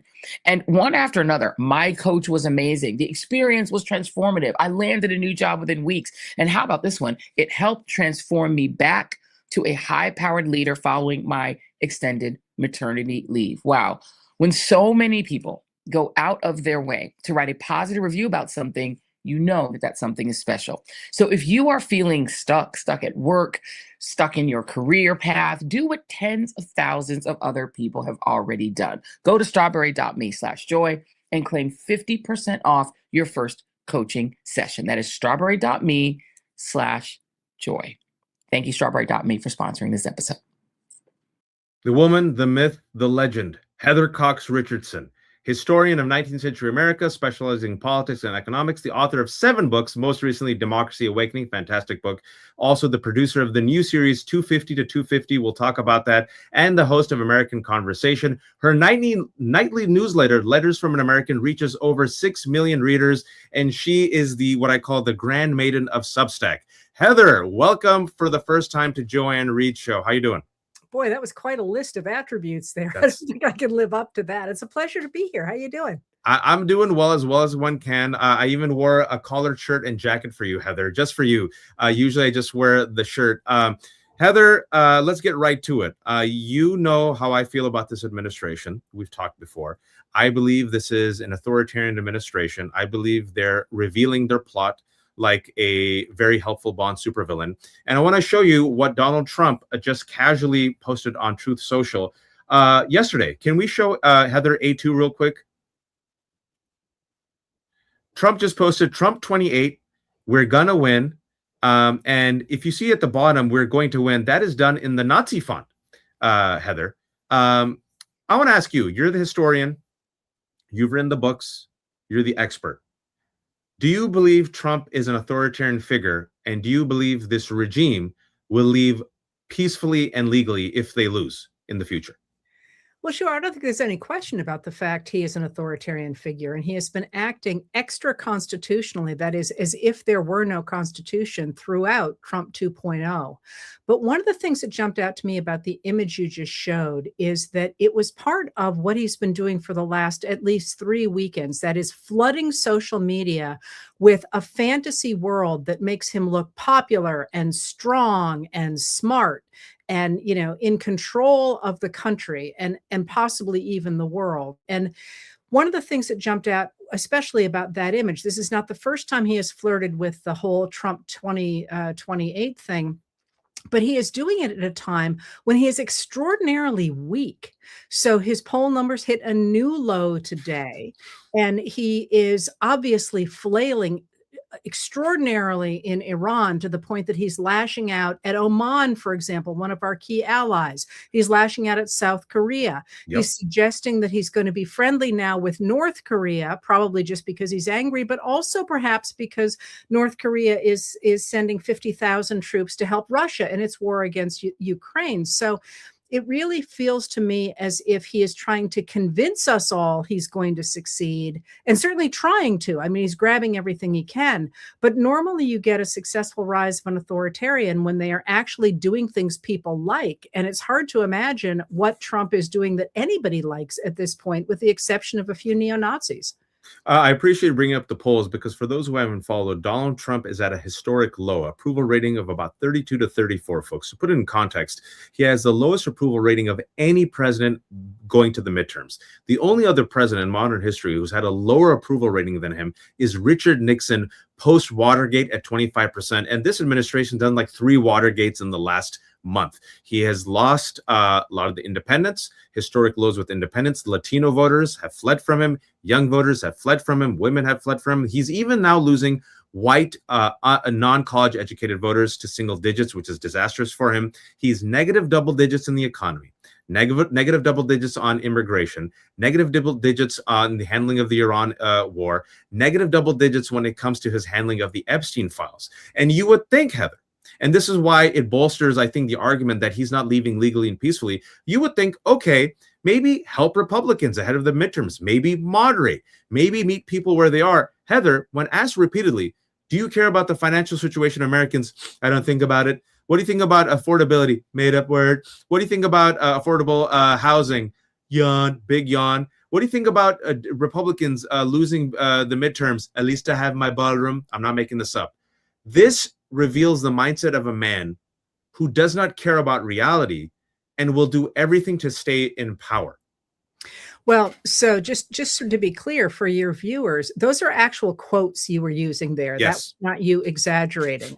Even the yawn thing, by the way. But I think there is no doubt. I mean, he has telegraphed that what he plans to do to stay in power is to cheat in the midterms. I don't think there's any doubt about that. The question, though, is how we stop that going into the midterms, and whether or not that's actually viable for them. But I will point out, I think it's going to be quite a fight, because he wants to stay in power, I think, not just because he can't bear to lose. I mean, there is no such thing as losing for him. Look at those stupid trousers he put on the Kennedy Center. But also because at this point, he and so many of his cronies appear to have crossed legal lines, and he's extremely concerned, obviously, about investigations and about possible prosecutions. And you can see that with the fact that the Treasury Department under him is no longer going to enforce the Corporate Transparency Act, making it much easier to money launder. He wants to have the IRS walk away from any audits that took place before May of this year, so he can't be prosecuted for things like that. And now, of course, the Department of Justice under Todd Blanche has come out with a memo, not a legally binding memo yet, but a memo that says that any conversation that Trump has with a citizen about something pertaining to his office is covered by executive privilege. So it's going to be very hard for investigators to go around, the executive privilege that exists for the executive branch and instead talk to civilians.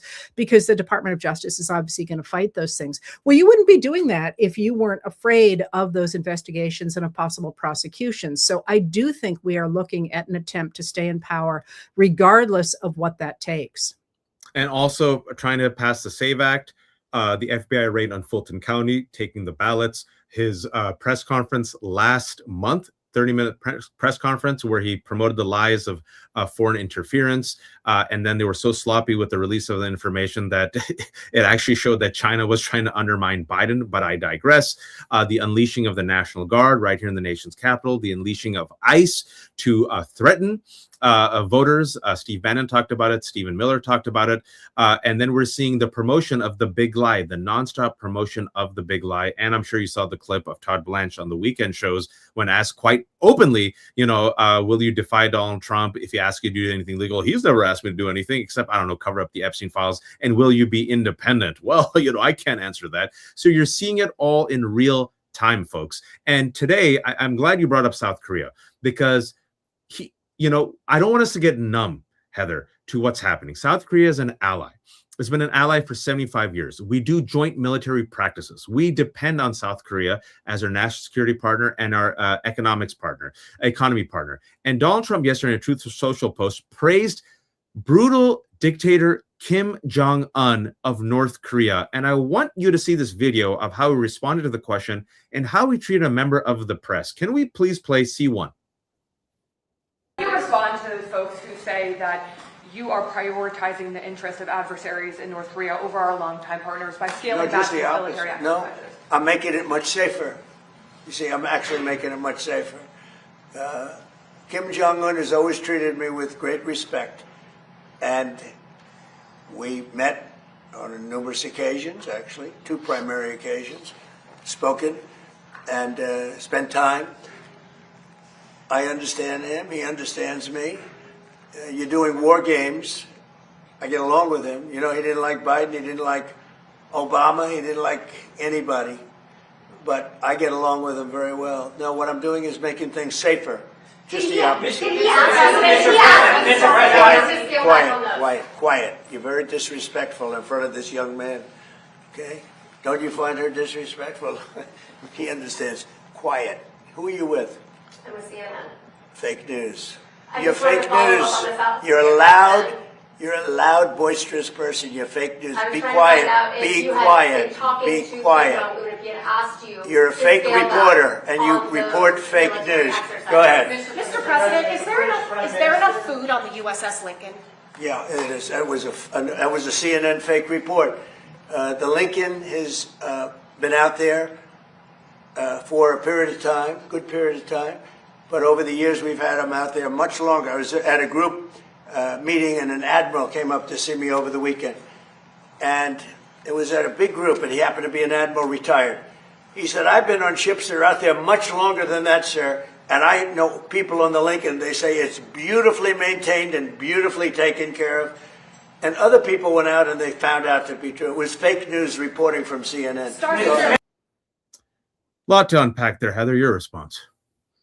CNN, the military newspapers, that first of all, the dude is cuckoo for Cocoa Puffs, but let's go ahead and take first a look at that particular thing. I do want to call out the fact that once again, he went after a female reporter. Yes. And kept telling her to be quiet. And I don't think that's an accident at all. I think it's part of this whole idea of this weird masculinity thing he has going on and some of his supporters have going on.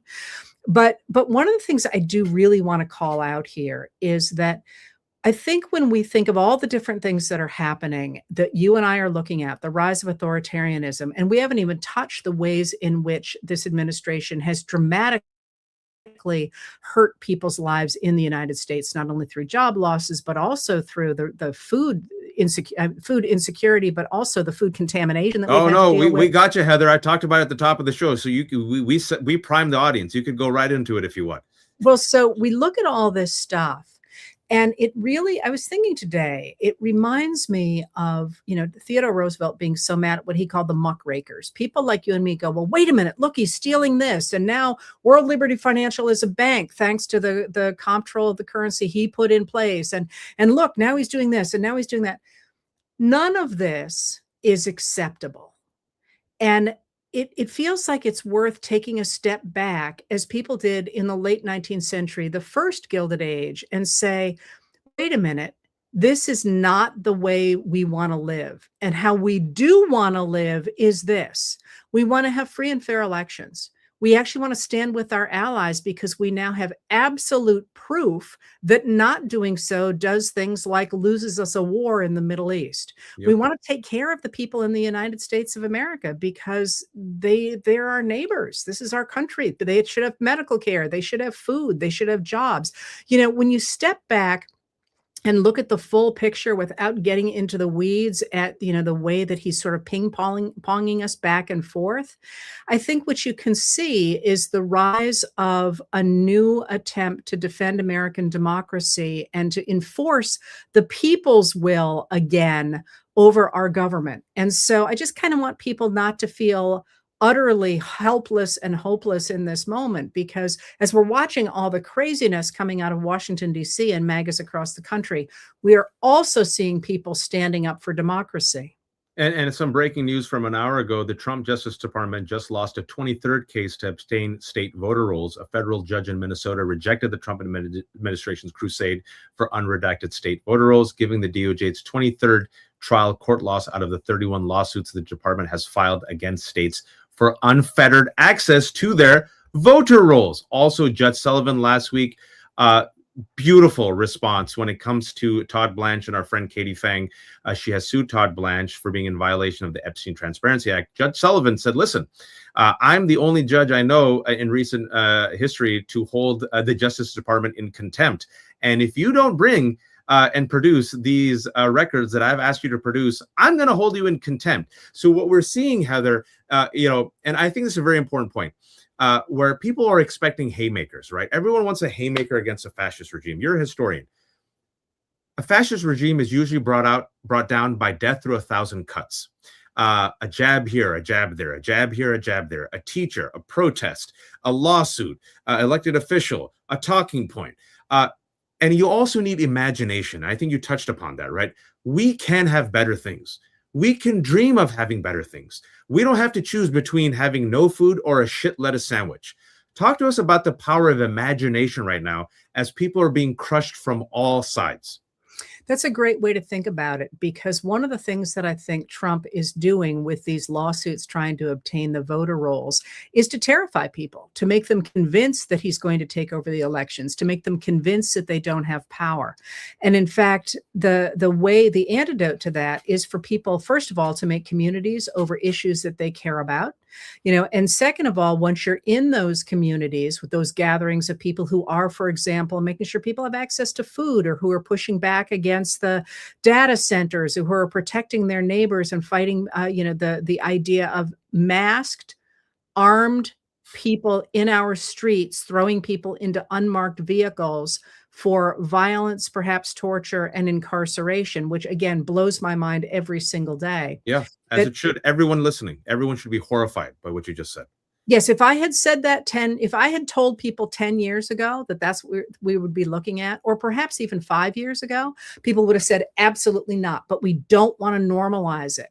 Now, that being said, one of the key things to fight over going forward is production of fact-based information. Because again, think the late 19th century, the thing that finally brought down the robber barons and their collusion with the Senate, for example, was ordinary Americans actually understanding what was happening to them. And I was thinking the other day about Joe Rogan, the podcaster, who seemed to be surprised at the idea that Trump was selling access to early information about his tweets that were moving markets for $100,000, up to $100,000 a month. It's happening, but even Joe Rogan didn't know that. And the thing is that what the Trump administration is doing is wildly unpopular for the people who know about it. The trick is making sure a lot of people know about it. So making sure people have good information.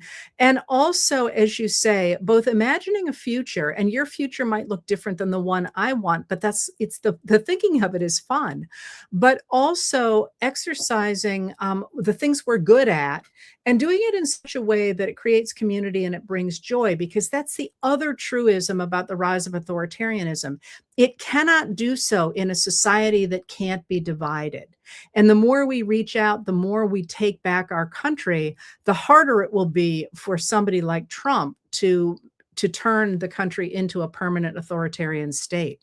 I want to, before you leave, you're doing fantastic work from your Substack, your YouTube channel. You finally got on the YouTube. Is well done, Heather. You have a fantastic newsletter, but you have a new series. It's called 250 to 250. Talk to us about the series and why it's important. So that was sort of a love letter to the United States of America on the 250th anniversary of the Declaration of Independence. And what it is a series of 1-minute videos of American individuals who have overcome adversity in some way to make America a better place, either through emphasizing community or civil rights or the environment or food security, the different things that have made us great in the past.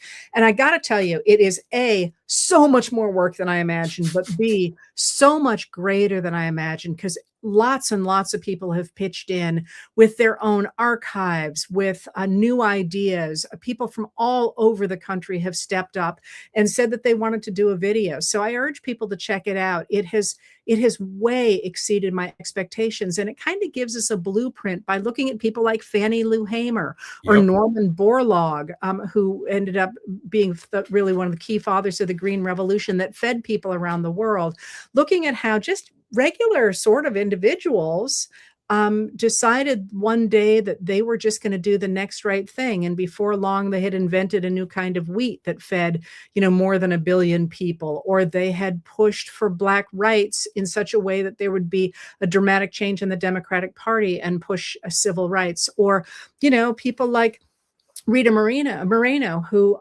ended up becoming, one of the greatest people on the stage, overcoming the racial bias under which she was operating. So they're really a lot of fun, and I'm quite proud of them. Heather, you're doing God's work. Everyone who does not subscribe to her YouTube channel or her Substack, please go subscribe. She writes the nightly newsletter, Letters from an American. She doesn't sleep. She's the author of 7 books. Her latest book is fantastic reading and extremely topical. It's Democracy Awakening, and she's the producer of the new series 250 to 250. Let me repeat that, 250 to 250. Folks, fascists are dependent upon you giving up hope. Fascists are dependent upon you losing your ability to imagine. Fascists are dependent upon you proactively bending the knee.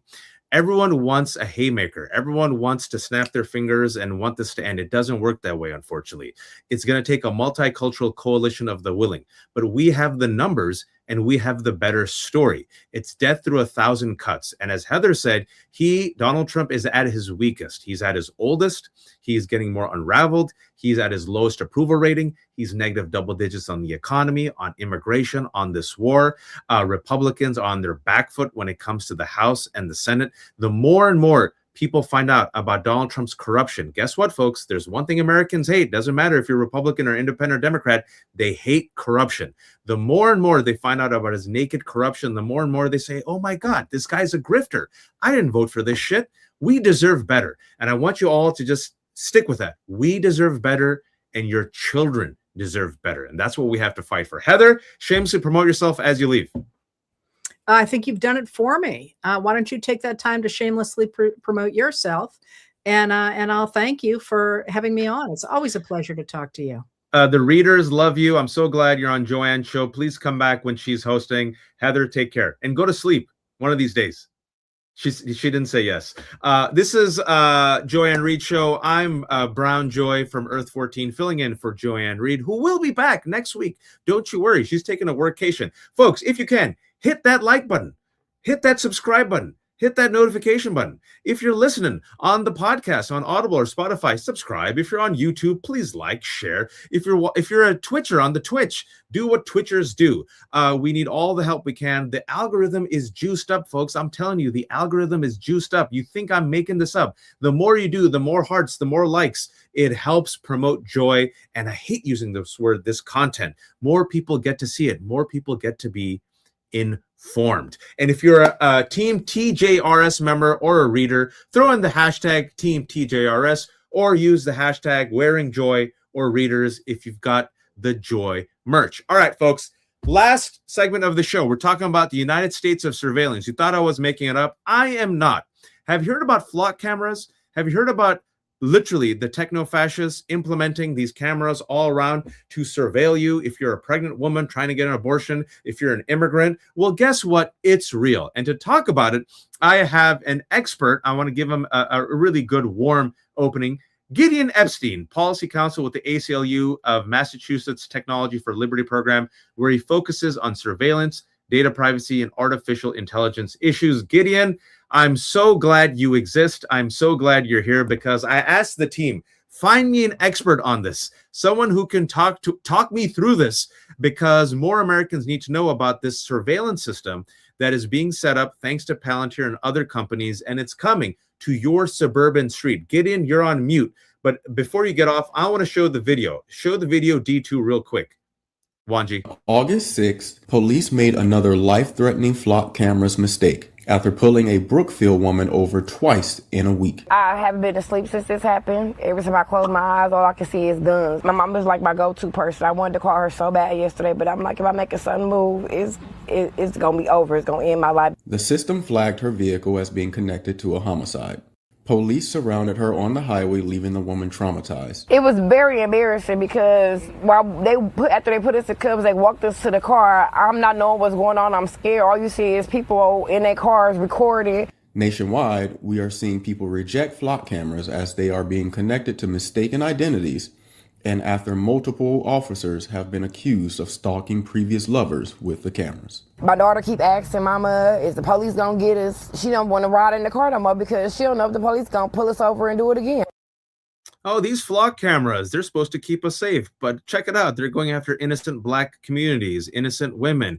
Somehow they can't show us how all these Black people have been lynched, but they can go after this innocent woman. Gideon, you're on mute. Unmute yourself. And for those who don't know, what is a flock camera system? Thanks so much for having me and for highlighting this issue of digital surveillance.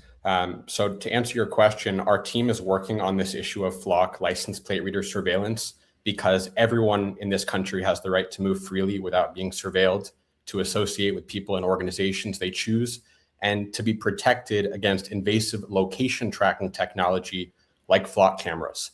And that's why for our team at the ACLU, it's vital that lawmakers at the local, state, and federal level act now and tell flock to get out of our communities.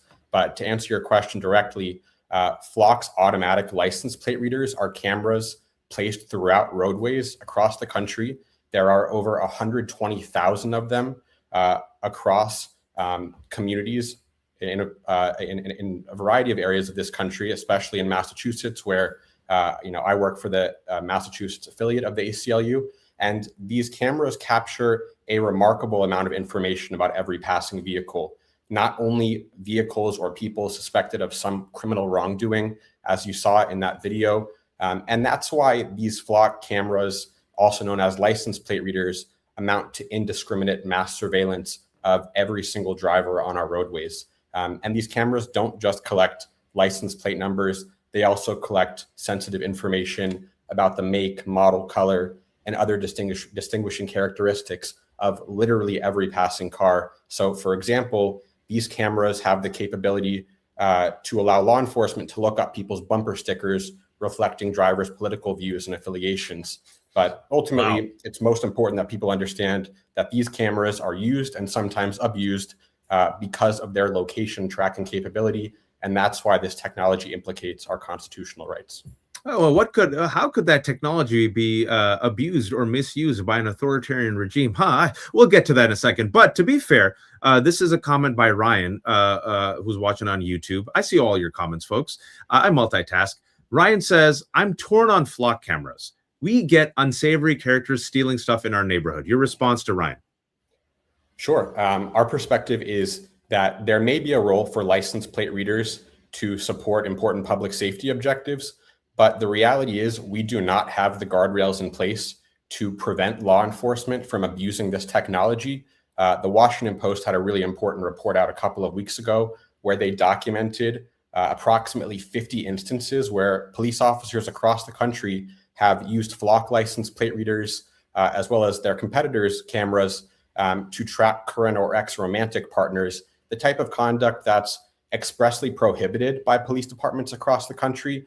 But the fact remains, we don't have the right guardrails in place to prevent this kind of abuse. It's also important to understand that Flock in particular, as well as some of their competitors, are encouraging widespread, often nationwide data sharing that puts a number of different communities at risk, especially immigrants, given the current administration, also healthcare seekers like abortion seekers. We've seen this case in Johnson County, Texas, where— Can you put up D1 real quick, Wanji? D1 as Gideon's talking. Thanks. So as I was saying, we heard from the Electronic Frontier Foundation and from 404 Media that a police officer in Johnson County, Texas, was able to query the full Flock nationwide network, looking at location data and license plate reader records from pretty much every driver across the country. And their search reason, the reason that they used Flock, was to look for a woman who they thought had a self-administered abortion. So we know what this technology is being used for. It's being used to track down women who are seeking abortion access. And we also know that it's regularly used by local police departments that are working with ICE to support its civil immigration enforcement agenda. Can you, I'm thinking about the word panopticon. For those who don't know, what am I referring to? Can you tell them? Sure. Panopticon refers to the idea that there are a number of different surveillance technologies that work in aggregate to paint a very vivid picture of our lives. And it's an important point you raise, because Flock license plate readers are just one element of a broader surveillance infrastructure. But part of the reason our team is so focused on Flock is because there's actually something we can do about it at the local and state level. Some states have already taken steps to do so, like restricting this kind of nationwide automatic data sharing that I spoke about. But in most states, they don't have the guardrails that we need to prevent this automatic data sharing, to prevent law enforcement from using these cameras to track down immigrants or abortion seekers. So those guardrails are sorely needed. And we also need reforms around other forms of surveillance technology, like facial recognition, for example, which in aggregate helps build this digital panopticon that you're speaking about. I love Joy's audience. They're super smart, because Jenn wrote, before I brought this up, Flock is Silicon Valley, Axon is Wall Street, both are evil. And for those who don't know, this is an article that I found that switched to Axon, which is not yet widespread, but appears to be increasing as people oppose Flock. Signals what might come next. Cities entering contracts with another company which has faced less scrutiny and backlash. All right. What's Axon? Because now they're like, all right, no, Flock, we got it. This is bad. You're surveilling women who want to get abortions, potentially pregnant women. We don't want that. All right, you accidentally are going after innocent Black people. Okay, that's not good because the police surrounded her. All right, fine. You're getting our data. Don't worry. Flock is bad, sure, but Axon is the future. What's Axon? That's right. And like I said, this is not just about Flock. There are also other competitors like Axon, like Motorola Vigilant and Rekor, that are also providing these location tracking technologies via license plate readers. So Axon is one of, if not the largest provider of police technology equipment. They provide body-worn cameras to nearly every police department in the country that uses them, as well as ICE that's starting to adopt them. They also produce tasers. They're starting to produce other AI-powered technology, like a product called Axon Draft One that allows police officers to draft police reports using artificial intelligence, which sounds absolutely nuts, but it's true. And this technology company is pushing a variety of surveillance technology tools to law enforcement.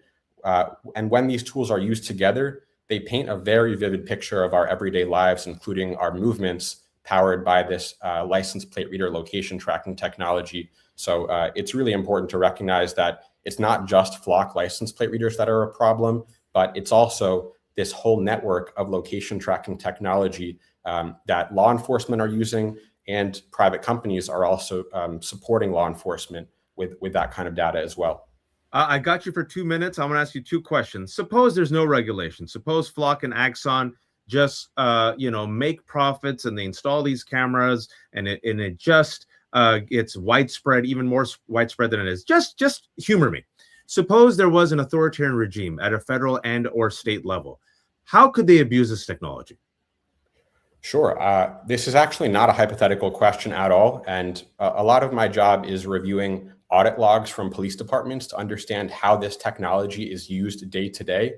And what I've seen reviewing these audit logs from companies like Flock is that law enforcement in other states across the country, in states like Florida, Ohio, Texas, and Georgia, and many other states, they are clearly using this technology to support ICE because they are engaged in immigration collaboration via 287G agreements.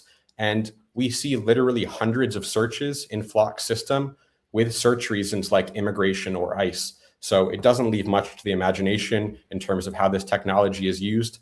But with that said, a huge number of searches in Flock's system also include totally vague and non-descriptive search reasons, which make it practically impossible to hold officers accountable for their use or misuse of this technology. Final question. How can we get these effing Flock cameras effing out of our flocking neighborhood? Such a great question. And in my day-to-day work, I support residents across Massachusetts who are pushing back against this invasive dragnet technology. And if you want to take action in your community, I would encourage you to check out the ACLU's toolkit. You can check it out at aclu.org/GTFO, which stands for Get the Flock Out. And it will provide a bunch of concrete next steps that you can take to ask your local elected officials, is our community currently using Flock or another license plate reader vendor? And can we take steps to restrict automatic data sharing that often puts many vulnerable communities at risk? So I would just say for folks who are feeling like it's a very bleak moment at the federal level, there is so much that you can do at the local and state level. So get involved now and check out the ACLU's toolkit on Flock license plate reader surveillance. Readers, this is still the United States of America, but there are forces trying to make this the United States of surveillance. There are forces trying to make this into a panopticon. We have the numbers and we have to be informed, and we have a voice and we have collective power to say enough is enough. We do not have to sit by idly and give up our rights, our democracy, our food, our living wages, and our future to techno-fascists who are perfectly fine with a viral collapse and on the back end making money off that viral collapse as they sell our data and they take our resources and our water and our children. We can stand up and say enough is enough. Gideon, fantastic job, sir. Thank you so much for terrifying us, but most importantly, for informing us. And now people in local communities, I think, have every right to ask their elected officials, why the hell is there a Flock camera? Get the Flock off of my street and my block. This is Gideon Epstein, Policy Counsel with the ACLU of Massachusetts Technology for Liberty program, where he focuses on surveillance, data privacy, and artificial intelligence issues. Thank you, sir. I appreciate it. Folks, we're nearing the end of the Joy Reid Show for Monday, where I am guest hosting for Joyanne, who is on a workcation. Fret not, she's perfectly fine. She's well. She'll be back, inshallah, next Monday. I'm subbing in also Wednesday and Friday. Wanji, can we tell him who's up on Wednesday? Can we tease this out? Can we tease it out? Wanji, let me know. Can we tease it? Should we tease it? Oh man, Wednesday show. Oh, we're gonna piss off so many people. You have no idea what's about to happen on Wednesday show. We've got guests lined up. Also, we have guests lined up on Friday. I'm telling you all, Wednesday show, I'm not just saying this. You want to be here for Wednesday show because let's just say on Thursday, Fox and the right-wing media will be talking all about Wednesday's show. Oh, Wanji said tease away. It's going to be a Muslim takeover. Yes, it's going to be Sharia law. Yes, it's going to be invasion of Muslims, friendly Muslims, who are going to be on Joyanne's show. I'll leave it at that. And then you think about the Muslims that will really, really piss off the right wing. They're coming on Wednesday. Folks, before I head out, I want you all to please, please, please hit that like button. Please subscribe. Hit the notify button. If you're listening on the podcast on Spotify and Apple, please subscribe. If you're twitching on the Twitch away. If you are watching this on Substack, please subscribe to the Substack. Please help. Joyanne is doing a fantastic service with her show, and she's got many mouths to feed. You got to feed Wanji. You got to feed all these folks who are doing fantastic. You got to feed Nida, the interview producer. So please subscribe, become a paid subscriber. And I'll end with this. Usually we have a moment of joy. So we'll have a moment of joy today. Is my 14th wedding anniversary.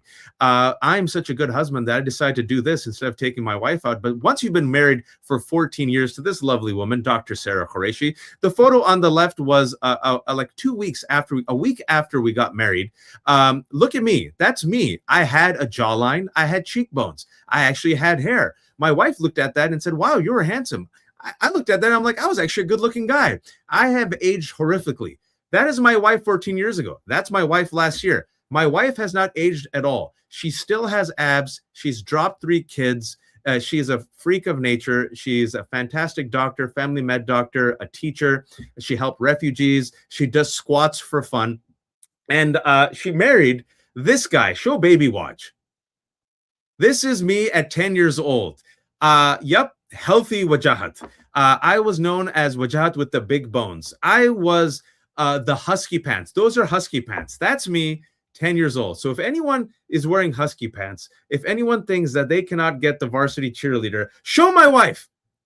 The smarter, more talented Sarah Qureshi married me. Today is our 14th anniversary now. And I know we're over time, but I'll say this. It's important. And I think it's important for a lot of young men. When I married my wife 14 years ago, both my parents were in jail. I'm an only child. I was in Fremont, California, taking care of my grandmother. My wife had moved to right here, Georgetown, for a job. My wife is like Mary from There's Something About Mary. You know, the Cameron Diaz, everyone, like, folks, stories are wild. There are men from the UK, from Saudi Arabia, from Pakistan, who still thirst for my wife, all right? It's wild. That was my wife. I was broke at $600. I was a broke rider. I had a 97 Toyota Camry without a driver's side door handle. So because I didn't have money to fix the door handle, I used to make my fingers into a raptor claw to open the door. And when people tried to like borrow my car, like, what the F, man? Like, you have no door handle. Get that fixed. I didn't have money. All right. I had a PS3. I had one black jacket that I used to wear, a broken down 97 Camry, a few books, one suitcase that I didn't have enough clothes to fill up the suitcase, $600. I had just gotten an open heart surgery. My parents were in jail. And I was taking care of my grandmother. And I told my wife when I married her, I said, you know, I know I look like a scrub right now, but have faith in me. Have faith in me. Inshallah, invest in me. Don't worry. I'll make it rain. I'll make it rain. And my wife said, I'm not marrying you for the man you will be. I'm marrying you for the man that you are right now. And then there was this voice from Indiana Jones' Last Crusade that said, you have chosen wisely.